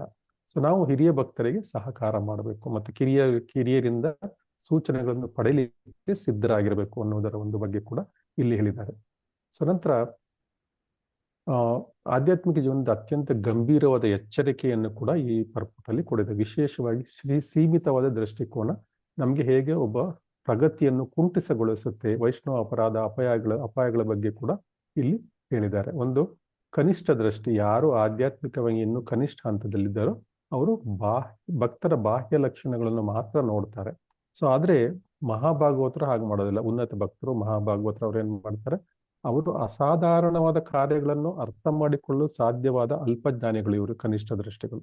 ಸೊ ಅಂತಹ ಮಹಾತ್ಮರನ್ನು ಇವ್ರೇನ್ ಮಾಡ್ತಾರೆ, ಈ ಕನಿಷ್ಠ ಅಧಿಕಾರಿಗಳು ಅಥವಾ ಕೃಷ್ಣ ಪ್ರಜ್ಞೆಯಲ್ಲಿ ಇಲ್ಲದೆ ಇರೋರು ಏನ್ ಮಾಡ್ತಾರೆ, ಅಂಥವ್ರನ್ನ ತಮ್ಮ ಮಟ್ಟಕ್ಕೆ ಎಳೆದು ಟೀಕೆ ಮಾಡಲಿಕ್ಕೆ ಶುರು ಮಾಡ್ತಾರೆ. ಸೊ ಇದು ಬರೀ ಇದು ಇಂತಹ ಸಂಕೇತ ಕೇವಲ ಭಕ್ತರ ನಡುವೆ ಅಂತಲ್ಲ, ಇವನ್ ಇದು ಈ ನರಾಧಮರು ಏನಿದ್ದಾರೆ ಅವ್ರೇನ್ ಮಾಡ್ತಾರೆ, ಮಹಾಭಾಗವತನ ಕೃಷ್ಣ ರಾಮನ ಬಗ್ಗೆನೂ ಕೂಡ ಕಮೆಂಟ್ ಮಾಡ್ತಾರೆ. ಕೃಷ್ಣ ಮಾಡಿದ್ ಸರಿ ಇಲ್ಲ, ರಾಮ ಮಾಡಿದ್ ಸರಿ ಇಲ್ಲ ಅಂತ ಹೇಳ್ತಾರೆ. ಇವ್ರು ಸರಿ ಇದ್ರೆ ಇವರೇ ಸರಿ ಇಲ್ಲ, ಬೇರೆಯವ್ರಿಗೆಲ್ಲ ಸರಿ ಇಲ್ಲ, ಕೃಷ್ಣ ರಾಮನೇ ಸರಿ ಇಲ್ಲ ಅಂತ ಹೇಳ್ತಾರೆ. ಅಂತ ಜನಗಳು ಕೂಡ ನಮಗೆ ರಾಕ್ಷಸಿ ಸ್ವಭಾವದಲ್ಲಿ ಇದ್ದಾರೆ. ಸೊ ವಿಶ್ವಾದ್ಯಂತ ಕೃಷ್ಣ ಪ್ರಜ್ಞೆಯನ್ನು ಮಾಡುವುದು ಒಂದು ಸಾಮಾನ್ಯ ಮನುಷ್ಯನಿಗೆ ಖಂಡಿತ ಸಾಧ್ಯ ಇರ್ಲಿಕ್ಕಿಲ್ಲ. ಅವರು ಕೃಷ್ಣ ಯಾರಿಗೆ ಒಂದು ವಿಶೇಷ ಶಕ್ತಿಯನ್ನು ಕೊಟ್ಟಿದ್ದಾನೆ ಅವರೇ ಮಾತ್ರ ಅದನ್ನು ಮಾಡಲಿಕ್ಕೆ ಸಾಧ್ಯ. ಎಂಪೌರ್ಡ್ ಆಚಾರ್ಯ ಅಂತಾರೆ ಶೀಲ ಪ್ರಭುಪಾದರು. ಅವರನ್ನು ಕೃಷ್ಣನ ಶಕ್ತಿಯ ಆವೇಶ ಅವರನ್ನು ಕೊಟ್ಟಿರೋದ್ರಿಂದ ಮಾತ್ರ ಅವರಿಗೆ ಇಷ್ಟನ್ನು ಹರಡಲಿಕ್ಕೆ ಸಾಧ್ಯ ಆಯ್ತು. ಸೊ ಇಂತಹ ವ್ಯಕ್ತಿಗಳನ್ನು ಸಾಮಾನ್ಯ ಮನುಷ್ಯರು, ಈವನ್ ಗೋಸ್ವಾಮಿಗಳು ಕೂಡ ಇಂತಹ ವ್ಯಕ್ತಿಗಳನ್ನು ಸಾಮಾನ್ಯ ಮನುಷ್ಯರು ಅಂತ ಪರಿಗಣಿಸ್ಬಿಟ್ಟು ಅವರಿಗೆ ಸಲಹೆ ಕೊಡುವುದು, ಅವರನ್ನು ತಿದ್ದಲು ಹೋಗುವುದು. ಸಲಹೆ ಅಂತೂ ಸ್ವಲ್ಪ ದೊಡ್ಡದಾಯ್ತು, ತಿದ್ದಲಿಕ್ಕೆ ಹೋಗ್ತಾರೆ, ಅದು ಇನ್ನೂ ಅಪರಾಧ, ದೊಡ್ಡ ಅಪರಾಧ. ಸೊ ಅದರಿಂದ ಗುರು ಯಾವಾಗಲೂ ಹಿರಿಯ ಭಕ್ತನ ಸ್ಥಾನದಲ್ಲಿರ್ತಾರೆ. ಯಾರು ನಮ್ಗೆ ತಿಳಿಸ್ಕೊಡ್ತಾರೆ, ಯಾರು ನಮ್ಮ ಆಚಾರ್ಯರಾಗಿದ್ದಾರೆ, ಯಾರು ಶ್ರೀಲ ಪ್ರಭುಪಾದರಿದ್ದಾರೆ, ನಮ್ಮ ಇಸ್ಕಾನ್ ಪ್ರೆಸಿಡೆಂಟ್ಗಳಿದ್ದಾರೆ ದೇವಸ್ಥಾನಗಳದ್ದು, ಗುರು ನಾವು ಯಾರಿಂದ ದೀಕ್ಷೆ ಪಡಿತಾರೆ, ಇವರೆಲ್ಲರೂ ಹಿರಿಯ ಭಕ್ತರು ಇವರು. ಸೊ ಅದರಿಂದ ನಾವು ಗುರುವಿಗೆ ನಾವು ತಿದ್ದಬಾರ್ದು, ಅದು ಶಿಷ್ಟಾಚಾರದ ಉಲ್ಲಂಘನೆ ಆಗುತ್ತೆ, ಮತ್ತೆ ವೈಷ್ಣವ ಅಪರಾಧ ಆಗುತ್ತೆ. ಅದರಿಂದ ಏನಾಗುತ್ತೆ, ಅಧಃಪತನ ಆಗುತ್ತೆ, ನಮ್ಮ ಅಧಃಪತನ ಆಗುತ್ತೆ. ಭಕ್ತನ ಪಾದ ಕಮಲಿಗೆ ಅಪರಾಧ ಮಾಡಿದ್ರೆ ಏನಾಗುತ್ತೆ, ಯಾವುದೇ ಆಧ್ಯಾತ್ಮಿಕ ಲಾಭ ಸಿಗುವುದಿಲ್ಲ. ಅದ್ರ ಬದಲು ಹಾತಿಮಾತಾ ಎಕ್ಸಾಂಪಲ್ ಆಗುತ್ತೆ, ಅಂದ್ರೆ ಮದವೇರಿದ ಆನೆ ತೋಟಕ್ಕೆ ನುಗ್ಗಿದ ಹಾಗೆ ಆಗುತ್ತೆ. ಅದರಿಂದ ಇಂತಹ ಶಕ್ತಿ ಉಳ್ಳ ಭಕ್ತರ ಮೇಲೆ ಅಸೂಯೆ ಪಡುವುದು ನಮ್ಮನ್ನು ನಾವೇ ಆಧ್ಯಾತ್ಮಿಕದಲ್ಲಿ ಆತ್ಮಹತ್ಯೆ ಕೊಂಡಂತ ಆಗುತ್ತೆ. ಸೊ ಅದರಿಂದ ನಾವು ವಿಶೇಷವಾಗಿ ಸಾರಾಂಶವಾಗಿ ನೋಡೋದ್ರೆ 3 ಮುಖ್ಯವಾದ ಒಂದು ಪಾಯಿಂಟ್ಗಳು ನಾವು ತೆಗಿಬಹುದು ಇಲ್ಲಿ. ಒಂದು, ನಾವು ಬಾಹ್ಯ ದೇಹವನ್ನಲ್ಲ ನೋಡೋದು, ಭಕ್ತನ ಆಂತರಿಕವನ್ನು ನೋಡಿ ಭಕ್ತನು ಯಾವ ದೇಶ, ಶರೀರ ಹೇಗಿದೆ ಅದೆಲ್ಲ ನೋಡಬಾರ್ದು. ನಾವು ಭಕ್ತನಿಗೆ ಆಪ್ತವಾದ ಸೇವೆ ಮಾಡ್ತಾ ಇದ್ದೀವಿ ಅನ್ನೋದನ್ನು ಮಾತ್ರ ಗಮನಿಸ್ಬೇಕು. ಅವನು ಭಗವಂತನಿಗೆ ಎಷ್ಟು ಪ್ರೀತಿಯಿಂದ ಸೇವೆ ಮಾಡ್ತಾ ಇದ್ದಾನೆ ಅದರ ಮೇಲೆ ಮಾತ್ರ ನಮ್ಮ ಗಮನ ಇರಬೇಕು. ನಂತರ ಇನ್ನೊಂದು ಪಾಯಿಂಟ್ ಏನಂದ್ರೆ, ನಾವು ಟೀಕಿಸಬಾರದು. ಭಗವಂತನಿಂದ ಶಕ್ತಿ ಪಡೆದ ವ್ಯಕ್ತಿಗಳು ಅವರು, ಅದಕ್ಕೆ ಅವರಿಗೆ ಆ ಸೇವೆ ಮಾಡುವ ಅವಕಾಶ ಸಿಕ್ಕಿದೆ. ಸೊ ನಮ್ಮ ಭಕ್ತಿಲತೆಯನ್ನು ನಾವೇ ಕತ್ತರಿಸ್ಕೋತೀವಿ ಇಲ್ಲಿ ನಾವು ಅವರನ್ನು ಟೀಕಿಸಿದ್ರೆ. ನಂತರ ಏನಿದೆ, ಅವರು ಉನ್ನತ ಭಕ್ತರು ಏನಿರ್ತಾರೆ, ಅವರ ಭಕ್ತರು ಯಾವಾಗಲೂ ಶಿಕ್ಷಾ ಅಥವಾ ದೀಕ್ಷಾ ಗುರುಗಳ ಸಾಲದಲ್ಲಿರ್ತಾರೆ. ನಮ್ಮ ಉನ್ನತ ಭಕ್ತರು ಅವರನ್ನು ಸಾಮಾನ್ಯ ಮನುಷ್ಯರು ಅಂತ ಭಾವಿಸ್ಬಿಟ್ಟು ನಾವು ಅವರಿಗೆ ಬುದ್ಧಿ ಹೇಳಲಿಕ್ಕೆ ಹೋಗಬಾರ್ದು. ಸೊ ಈ ರೀತಿಯಾಗಿ ಈ ಶ್ಲೋಕದಲ್ಲಿ ಹೇಳಿದ್ದಾರೆ. ಅಂದ್ರೆ ಮುಖ್ಯವಾಗಿ ಭಕ್ತರನ್ನು ಹೇಗೆ ನೋಡಬೇಕು, ಅವರನ್ನು ಟೀಕೆ ಮಾಡಬಾರ್ದು, ಮತ್ತು ಅವರ ಅಧಿಕಾರವನ್ನು ಗೌರವಿಸಿ ನಾವು ಅವರಿಗೆ ಬುದ್ಧಿ ಹೇಳಲಿಕ್ಕೆ ಹೋಗಬಾರ್ದು. ಅದು ದೊಡ್ಡ ಅಜ್ಞಾನ. ಅದರಿಂದ ಏನಾಗುತ್ತೆ, ನಮ್ಮ ಭಕ್ತಿಲತ ಆಧ್ಯಾತ್ಮಿಕ ಒಂದು ಸೂಸೈಡ್ ಅಂತ ಏನ್ ಹೇಳ್ತೇವೆ, ಅದನ್ನ ನಾವು ಆತ್ಮಹತ್ಯೆಯನ್ನು ಮಾಡ್ಕೋತೇವೆ. ಸೊ ಅದು ಸರಿಯಾದ್ದಲ್ಲ. ಹರೇ ಕೃಷ್ಣ. ಯಾರಿಗಾರು ಹೇಳಲಿಕ್ಕಿದೆಯಾ? ಯಾರಿಗಾರೇನಾದ್ರು ಪ್ರಶ್ನೆ ಇದೆಯಾ?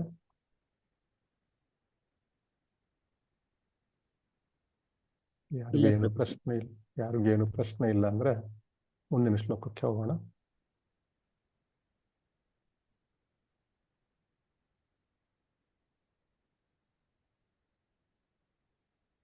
ಸ್ಯಾತ್ ಕೃಷ್ಣ ನಾಮ ಚರಿತಾದಿ ಸೀತಾಪ್ಯ ವಿದ್ಯಾ ಹಿತ್ತೋಪತಪ್ತರಸನಸ್ಯ ಚ ರೋಚಿಕಾನೋ ಕಿಂತ್ವಾದರಾದನುದಿನಂ ಖಲು ಸೈವ ಜುಷ್ಣಾ ಸ್ವಾದ್ವಿಕ್ರಮಾದ್ಭವತಿ ತದ್ಗತ್ ಮೂಲಹಂತ್ರಿ.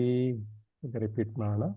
ಸ್ಯಾತ್ ಕೃಷ್ಟ ನಾಮಚರಿತಾದಿ ಸಿತಾಪ್ಯ ವಿದ್ಯಾ ಸ್ಯಾತ್ ಕೃಷ್ಣನಾಮಚರಿತಾದಿಸಿ ತಾಪ್ಯ ವಿದ್ಯಾ ಸ್ಯಾತ್ ಕೃಷ್ಣ ನಾಮಚರಿತಾದಿ ಸಿತಾಪ್ಯ ವಿದ್ಯಾ ಸ್ಯಾತ್ ಕೃಷ್ಣನಾಮಚರಿತಾದಿ ಸಿಪಾತ್ಯ ತಾಪ್ಯ ವಿದ್ಯಾ ಪಿತ್ತೋಪತಪ್ತ ರಸನಸ್ಯ ನರೋಚಿಕಾನು ಪಿತ್ತೋಪತರಪ್ತ ರಸನಸ್ಯ ನರೋಚಿಕಾನು ಪಿತ್ತೋಪತಪ್ತ ರಸನಸ್ಯ ನರೋಚಿಕಾನು ಪಿತ್ತೋಪತಪ್ತ ರಸನಸ್ಯ ನರೋಚಿಕಾನು ಸ್ಯಾತ್ ಕೃಷ್ಣ ನಾಮಚರಿತಾದಿ ಸಿತಾಪ್ಯ ವಿದ್ಯಾ ಪಿತ್ತೋಪತಪ್ತ ರಸನಸ್ಯ ನರೋಚಿಕಾನು ಸ್ಯಾತ್ ಕೃಷ್ಣನಾಮಚರಿತಾದಿ ಸಿತಾಪ್ಯ ವಿದ್ಯಾ ಪಿತ್ತೋಪತಪ್ತ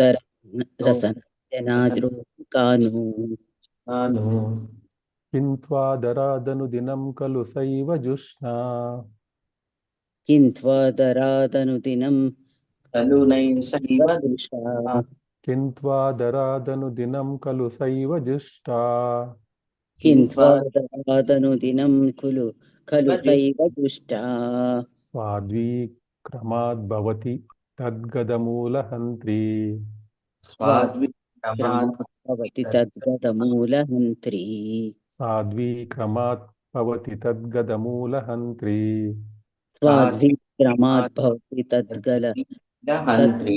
ಮೂಲಹಂತ್ರಿ ಸ್ಯಾತ್ ಇರುತ್ತದೆ ಸ್ಯಾತ್ ಇರುತ್ತದೆ ಕೃಷ್ಣ ಶ್ರೀಕೃಷ್ಣನ ಕೃಷ್ಣನ ನಾಮ ಪವಿತ್ರ ನಾಮವು ನಾಮ ಪವಿತ್ರ ನಾಮವು ಚರಿತಾದಿ ಚರಿತ್ರೆ ಲೀಲೆ ಮೊದಲಾದವು ಚರಿತ್ರೆ ಲೀಲೆ ಮೊದಲಾದವು ಸಿತ ಕಲ್ಲು ಸಕ್ಕರೆ ಸಿತಾ ಸಕ್ಕರೆ ಅಪಿ ಆದರೂ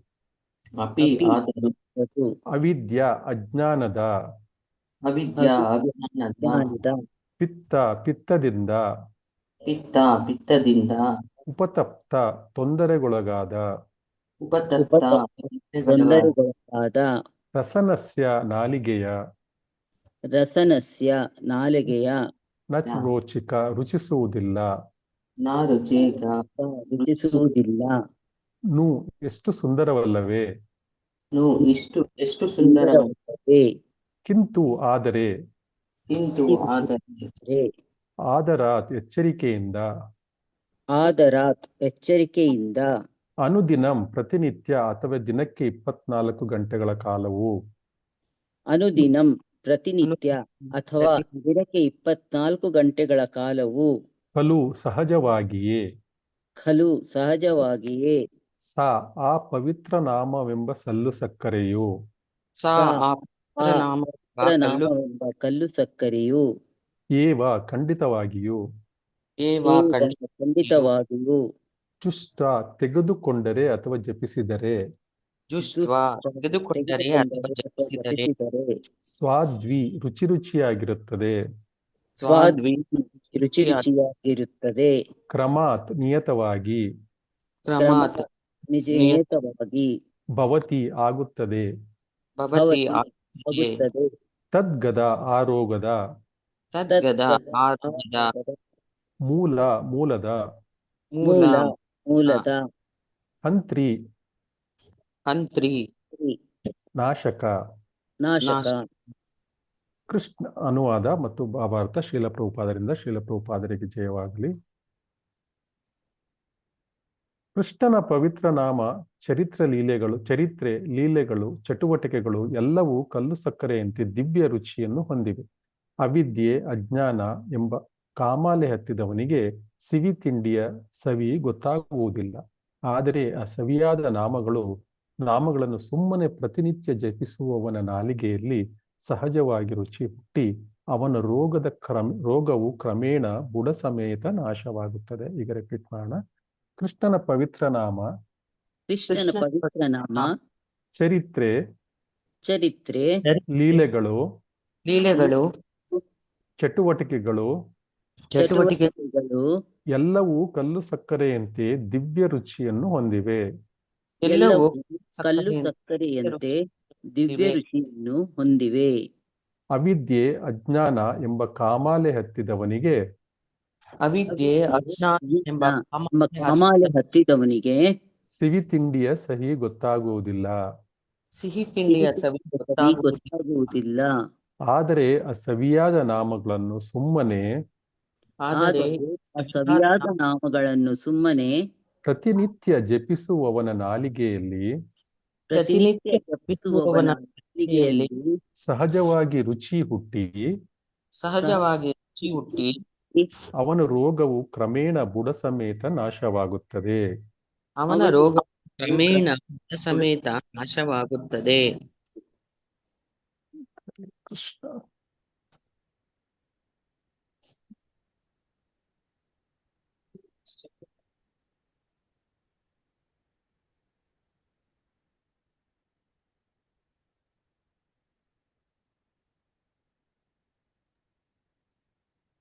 ಅಟೆಂಡೆನ್ಸ್ ಆಯ್ತು ಪ್ರಭುಜಿ, ಹಾಕಿದೀವಿ. ಓಕೆ ಮಾತಾಜಿ, ಇದೊಂದು ಭಾವಾರ್ಥ ಸ್ವಲ್ಪ ಓದ್ಬಿಡೋಣ ಇವತ್ತು. ಓಕೆ. 7ನೇ ಶ್ಲೋಕದ ಒಂದು ಭಾವಾರ್ಥ ಓದ್ಬಿಡೋಣ, ಓದ್ಬಿಟ್ಟು ಕ್ಲೋಸ್ ಮಾಡೋಣ.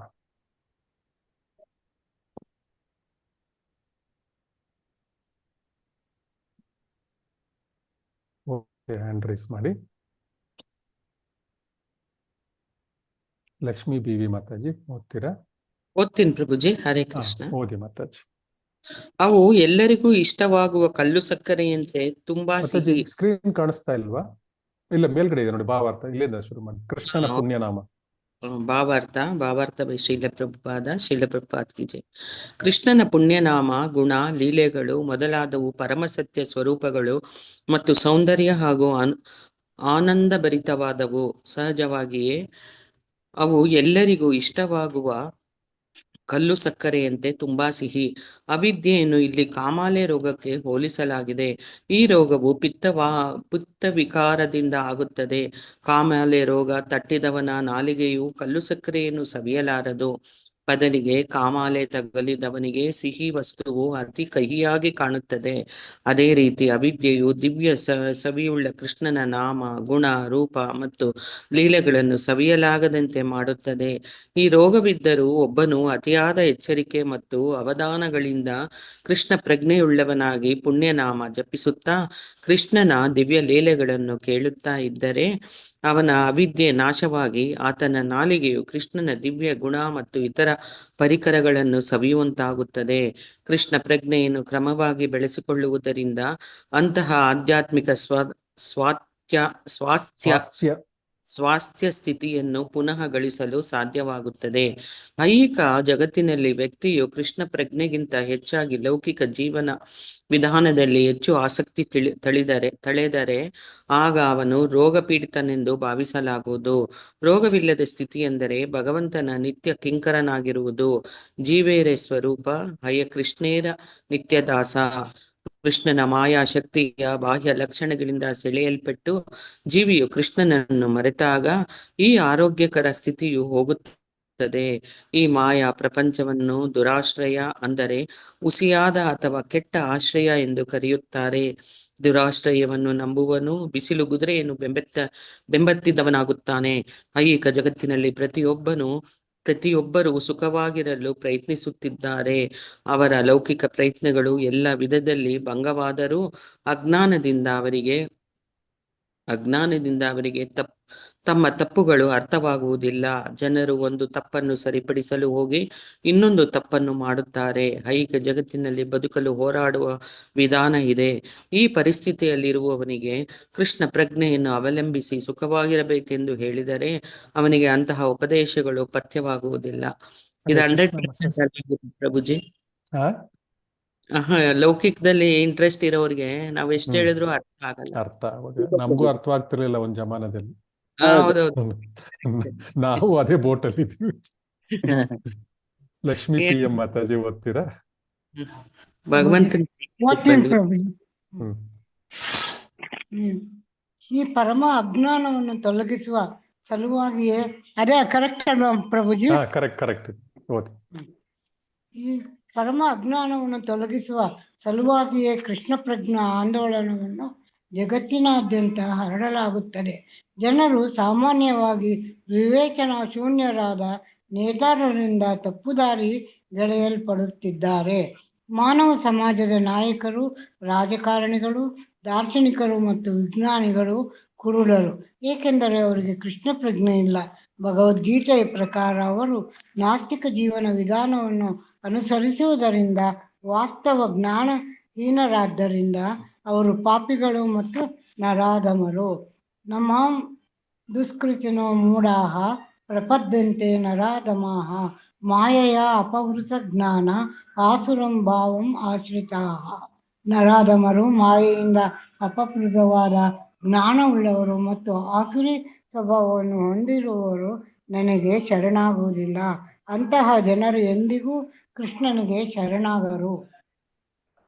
ಅವರು ಕೃಷ್ಣನ ಆಶ್ರಯ ಪಡೆಯ ಬಯಸುವವರ ಪ್ರಯತ್ನವನ್ನು ವಿರೋಧಿಸುವವರು. ಅಂತಹ ನಾಸ್ತಿಕರು ಸಮಾಜದ ನಾಯಕರಾದರೆ ಇಡೀ ವಾತಾವರಣವೇ ಅಜ್ಞಾನದಿಂದ ತುಂಬಿ ಹೋಗುತ್ತದೆ. ಅಂತಹ ಪರಿಸ್ಥಿತಿಯಲ್ಲಿ ಜನರು ಕೃಷ್ಣ ಪ್ರಜ್ಞಾ ಆಂದೋಲನದಲ್ಲಿ ಪಾಲ್ಗೊಳ್ಳಲು ತುಂಬ ಆಸಕ್ತರಾಗಿರುವುದಿಲ್ಲ. ಕಾಮಾಲೆ ರೋಗಿಗೆ ಕಲ್ಲು ಸಕ್ಕರೆಯ ಸವಿ ರುಚಿಸದಂತೆ, ಆದರೆ ಕಾಮಾಲೆ ರೋಗಕ್ಕೆ ಕಲ್ಲು ಸಕ್ಕರೆಯ ಮದ್ದು ಎಂಬ ವಿಷಯವನ್ನು ಗಮನದಲ್ಲಿಡಬೇಕು. ಅದೇ ರೀತಿ ಮಾನವ ಸಮಾಜದ ಈಗಿನ ಅವ್ಯವಸ್ಥೆಯಲ್ಲಿ ಭಗವಂತನ ಪವಿತ್ರ ನಾಮದ ಜಪ, ಹರೇ ಕೃಷ್ಣ ಕೃಷ್ಣ ಕೃಷ್ಣ ಹರೇ ಹರೇ, ಹರೇ ರಾಮ ಹರೇ ರಾಮ ಹರೇ ರಾಮ ಹರೇ ರಾಮ ರಾಮ ಹರೇ ಹರೇ ಎಂಬುದು ಜಗತ್ತನ್ನು ನೆಟ್ಟಗೆ ಮಾಡಲು ಇರುವ ಏಕೈಕ ಮದ್ದು. ರೋಗಗ್ರಸ್ತನಾದ ವ್ಯಕ್ತಿಗೆ ಕೃಷ್ಣ ಪ್ರಜ್ಞೆಯು ತುಂಬ ರುಚಿಕರವಾಗಿದ್ದಲ್ಲದೆ ಇದ್ದರೂ ಭವರೋಗವು ವಾಸಿಯಾಗಬೇಕೆಂದು ಬಯಸುವವನು ಅತಿಯಾದ ಎಚ್ಚರಿಕೆ ಹಾಗೂ ಶ್ರದ್ಧೆಗಳಿಂದ ಇದನ್ನು ಅವಲಂಬಿಸಬೇಕೆಂದು ಶ್ರೀಲ ರೂಪ ಗೋಸ್ವಾಮಿಯವರು ಉಪದೇಶಿಸುತ್ತಾರೆ. ಹರೇ ಕೃಷ್ಣ ಮಹಾಮಂತ್ರ ಜಪದಿಂದ ಅವನ ಚಿಕಿತ್ಸೆ ಆರಂಭವಾಗುತ್ತದೆ, ಏಕೆಂದರೆ ಭಗವನ್ನಾಮ ಜಪದಿಂದ ಐಹಿಕ ಸ್ಥಿತಿಯಲ್ಲಿರುವ ವ್ಯಕ್ತಿಯು ಎಲ್ಲ ತಪ್ಪು ಕಲ್ಪನೆಗಳಿಂದ ದೂರವಾಗುತ್ತಾನೆ. ಅವಿದ್ಯೆಯು ತನ್ನ ಆಧ್ಯಾತ್ಮದ ಬಗೆಗೆ ತಪ್ಪು ತಿಳುವಳಿಕೆಯು ಹೃದಯದಲ್ಲಿ ಅಹಂಕಾರಕ್ಕೆ ಅಡಿಪಾಯವನ್ನು ಹಾಕಿಕೊಡುತ್ತದೆ. ಹರೇ ಕೃಷ್ಣ ನಿಜವಾದ ಧನ್ಯವಾದಗಳು ಪ್ರಭುಜಿ. ಲಲಿತಾ ಮಾತಾಜಿ ಧನ್ಯವಾದಗಳು ಪ್ರಭುಜಿ. ಧನ್ಯವಾದಗಳು ಮಾತಾಜಿ. ಹರೇ ಕೃಷ್ಣ ಪ್ರಭುಜಿ. ಓದಿ ಮಾತಾಜಿ. ನಿಜವಾದ ರೋಗ ಹೃದಯದಲ್ಲಿದೆ. ಮನಸ್ಸನ್ನು ಶುದ್ಧಿಗೊಳಿಸಿದರೆ, ಪ್ರಜ್ಞೆಯನ್ನು ಶುದ್ಧಿಗೊಳಿಸಿದರೆ ಭವರೋಗ ತಗುಲುವುದಿಲ್ಲ. ತಪ್ಪು ಕಲ್ಪನೆಗಳಿದ್ದಂತೆ ಮನಸ್ಸು ಮತ್ತು ಹೃದಯಗಳನ್ನು ಪರಿಶುದ್ಧಗೊಳಿಸಲು ಮಾನವನು ಈ ಹರೇ ಕೃಷ್ಣ ಮಹಾಮಂತ್ರವನ್ನು ಜಪಿಸಬೇಕು. ಇದು ಸುಲಭ ಹಾಗೂ ಲಾಭಕರ. ಭಗವಂತನ ಪುಣ್ಯನಾಮ ಜಪದಿಂದ ಮಾನವನು ಸಂಸಾರವೆಂಬ ನಿಗಿ ಉರಿಯುವ ಅಗ್ನಿಯಿಂದ ಕೂಡಲೇ ಮುಕ್ತನಾಗುತ್ತಾನೆ. ಭಗವಂತನ ಪುಣ್ಯನಾಮ ಜಪದಲ್ಲಿ 3 ಹಂತಗಳಿವೆ. ಅಪರಾಧದ ಹಂತ, ಅಪರಾಧಗಳನ್ನು ತಗ್ಗಿಸುವ ಹಂತ ಮತ್ತು ಪರಿಶುದ್ಧ ಹಂತ. ಪ್ರಾರಂಭಿಕ ಭಕ್ತನು ಹರೇ ಕೃಷ್ಣ ಮಂತ್ರವನ್ನು ಜಪಿಸುವ ಹಂತದಲ್ಲಿ ಸಾಮಾನ್ಯವಾಗಿ ಅನೇಕ ಅಪರಾಧಗಳನ್ನು ಮಾಡುತ್ತಾನೆ. 10 ಬಗೆಯ ಅಪರಾಧಗಳಿವೆ. ಭಕ್ತನಾದವನು ಈ ಅಪರಾಧಗಳಿಂದ ದೂರವಿದ್ದರೆ ಅವನು 2ನೇ ಹಂತವನ್ನು ಕಾಣಬಹುದು. ಈ ಹಂತವು ಅಪರಾಧ ಸಹಿತ ಜಪ ಮತ್ತು ಶುದ್ಧ ಜಪಗಳ ನಡುವೆ ಇದೆ. ಒಬ್ಬನು ಪರಿಶುದ್ಧ ಹಂತವನ್ನು ತಲುಪಿದೊಡನೆ ಮುಕ್ತನಾಗುತ್ತಾನೆ. ಇದನ್ನು ಭವಮಹಾದಾವಾಗ್ನಿ ನಿರ್ವಾಪಣಂ ಎಂದು ಕರೆಯುತ್ತಾರೆ. ಸಂಸಾರದ ದವಾನಲದಿಂದ ಮುಕ್ತನಾದೊಡನೆ ಅವನು ದಿವ್ಯ ಮತ್ತು ಜೀವನದ ಸವಿಯನ್ನು ಸವಿಯಬಲ್ಲವನು. ತೀರ್ಮಾನ ಇಷ್ಟೇ: ಭವರೋಗದಿಂದ ಮುಕ್ತನಾಗಲು ಪ್ರತಿಯೊಬ್ಬನು ಹರೇ ಕೃಷ್ಣ ಮಹಾಮಂತ್ರದ ಜಪ ಮಾಡಬೇಕು. ಜನರು ಹರೇ ಕೃಷ್ಣ ಮಹಾಮಂತ್ರ ಜಪ ಮಾಡುವ ವಾತಾವರಣವನ್ನು ಸೃಷ್ಟಿಸುವುದು ಕೃಷ್ಣ ಪ್ರಜ್ಞಾ ಆಂದೋಲನದ ಮುಖ್ಯ ಉದ್ದೇಶ. ಸಾಧಕನು ಶ್ರದ್ಧೆಯಿಂದ ಜಪವನ್ನು ಆರಂಭಿಸಬೇಕು. ಜಪದಿಂದ ಈ ಶ್ರದ್ಧೆ ಹೆಚ್ಚಿದರೆ ಅವನು ಕೃಷ್ಣ ಪ್ರಜ್ಞಾ ಸಮಾಜದ ಸದಸ್ಯನಾಗಬಹುದು. ನಾವು ಸಂಕೀರ್ತನ ಗೋಷ್ಠಿಗಳನ್ನು ಜಗತ್ತಿನಾದ್ಯಂತ ಕಳುಹಿಸುತ್ತಿದ್ದೇವೆ. ಕೃಷ್ಣನ ಗಂಧಗಾಳಿಯೇ ಇಲ್ಲದ ದೂರದ ಕೊಂಪೆಯಲ್ಲೂ ಹರೇ ಕೃಷ್ಣ ಮಹಾಮಂತ್ರವು ನಮ್ಮ ಪಕ್ಷಕ್ಕೆ ಸಾವಿರಾರು ಜನರನ್ನು ಆಕರ್ಷಿಸುತ್ತಿದೆ ಎಂಬುದು ಅವರ ಅನುಭವ. ಈ ಮಂತ್ರವನ್ನು ಕೇಳಿದ ಕೆಲವೇ ದಿನಗಳಲ್ಲಿ ಕೆಲವೇ ಕಡೆಗಳಲ್ಲಿ ಜನರು ನಮ್ಮ ಭಕ್ತರಂತೆಯೇ ತಲೆ ಬೋಳಿಸಿಕೊಂಡು ಹರೇ ಕೃಷ್ಣ ಮಹಾಮಂತ್ರವನ್ನು ಜಪಿಸುತ್ತಿದ್ದಾರೆ. ಇದು ಅನುಕರಣೀಯ ಇರಬಹುದು, ಆದರೆ ಒಳ್ಳೆಯವರ ಅನುಕರಣೆ ಅಪೇಕ್ಷಣೀಯ. ಕೆಲವು ಅನುಕರಣಕಾರರು ಕ್ರಮೇಣ ಗುರುವಿನಿಂದ ದೀಕ್ಷೆ ಪಡೆಯ ಬಯಸಿ ದೀಕ್ಷೆ ಪಡೆಯುತ್ತಾರೆ. ಒಬ್ಬನ ಉದ್ದೇಶ ಪ್ರಾಮಾಣಿಕವಾಗಿದ್ದರೆ ಅವನಿಗೆ ದೀಕ್ಷೆ ಕೊಡಲಾಗುವುದು. ಈ ಹಂತವನ್ನು ಭಜನ ಕ್ರಿಯಾ ಎಂದು ಕರೆಯುತ್ತಾರೆ. ದೀಕ್ಷೆ ಪಡೆದ ನಂತರ ಅವನು ಹರೇ ಕೃಷ್ಣ ಮಹಾಮಂತ್ರವನ್ನು ಪ್ರತಿನಿತ್ಯ 16 ಸುತ್ತು ಜಪಿಸಿ ನಿಜವಾದ ಭಗವತ್ ಸೇವೆಯಲ್ಲಿ ತೊಡಗುತ್ತಾನೆ. ಅವನು ಹಾದರ ಮಾಡುವುದಿಲ್ಲ, ಮದ್ಯಪಾನ ಮಾಡುವುದಿಲ್ಲ, ಮಾಂಸ ತಿನ್ನುವುದಿಲ್ಲ ಮತ್ತು ಜೂಜಾಡುವುದಿಲ್ಲ. ಭಜನ ಕ್ರಿಯೆಯಿಂದ ಅವನಿಗೆ ಐಹಿಕ ಜೀವನದ ಕಶ್ಮಲದಿಂದ ಬಿಡುಗಡೆ ಸಿಕ್ಕುತ್ತದೆ. ಅವನು ಅನಂತರ ಮಾಂಸ, ಈರುಳ್ಳಿಗಳಿಂದ ಮಾಡಿದ ತಿಂಡಿಗಳನ್ನು ತಿನ್ನಲು ರೆಸ್ಟೋರೆಂಟಿಗಾಗಲಿ ಹೋಟೆಲ್ಗಾಗಲಿ ಹೋಗುವುದಿಲ್ಲ.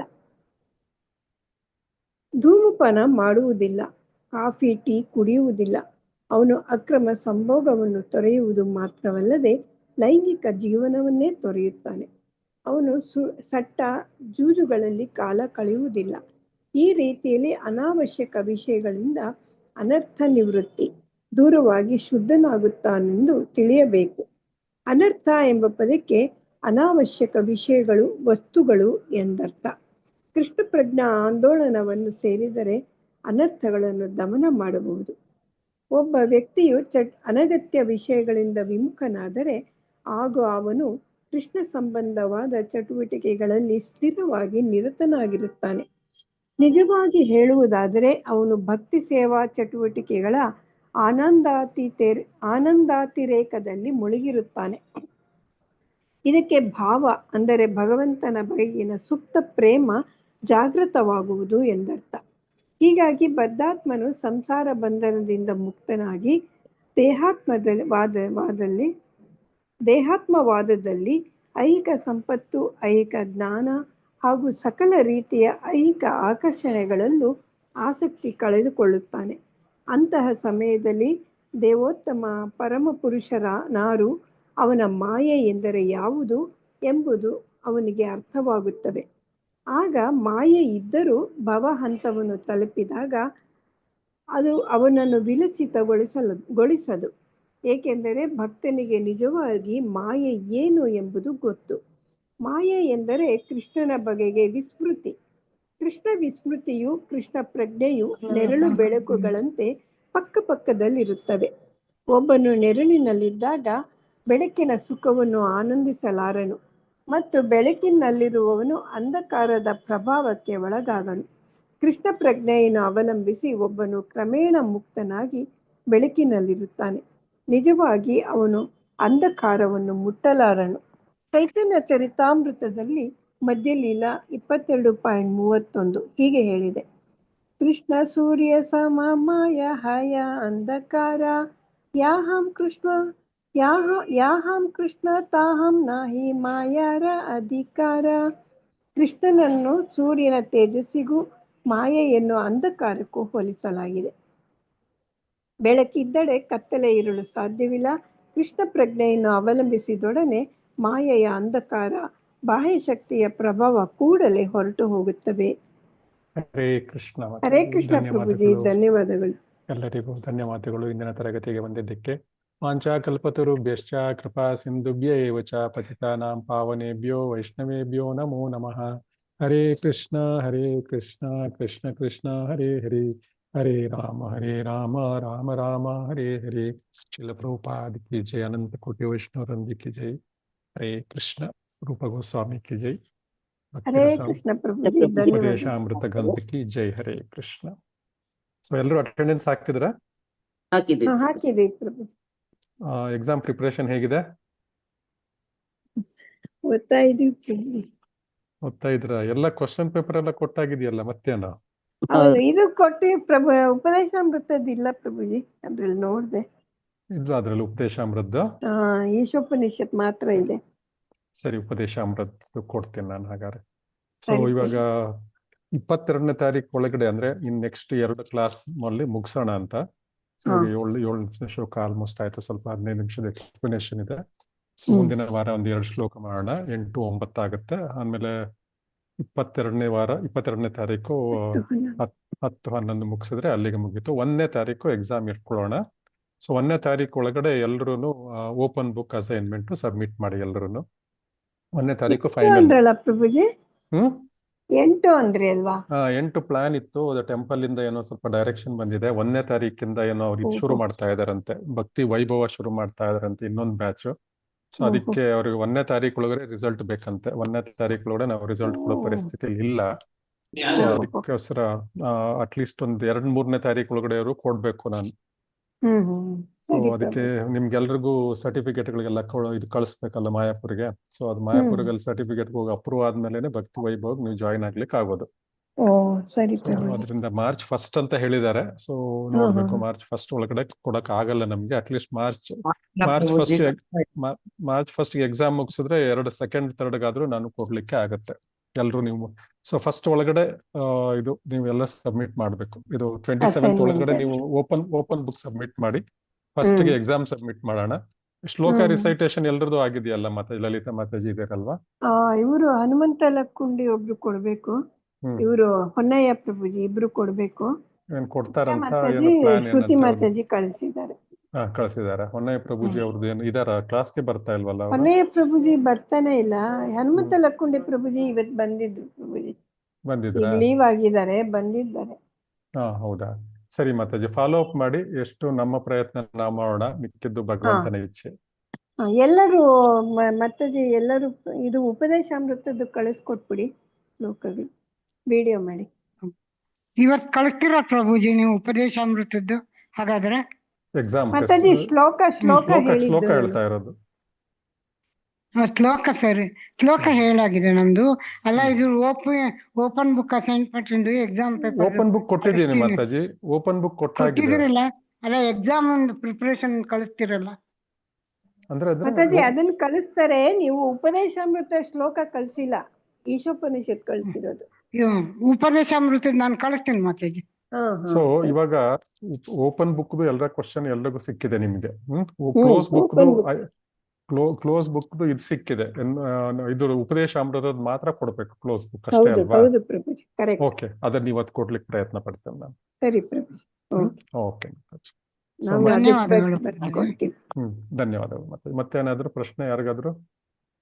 ಧನ್ಯವಾದಗಳು ಪ್ರಭುಜಿ. ಧನ್ಯವಾದಗಳು ಮಾತಾಜಿ. ಹರೇ, ಎಲ್ಲರಿಗೂ ಧನ್ಯವಾದಗಳು.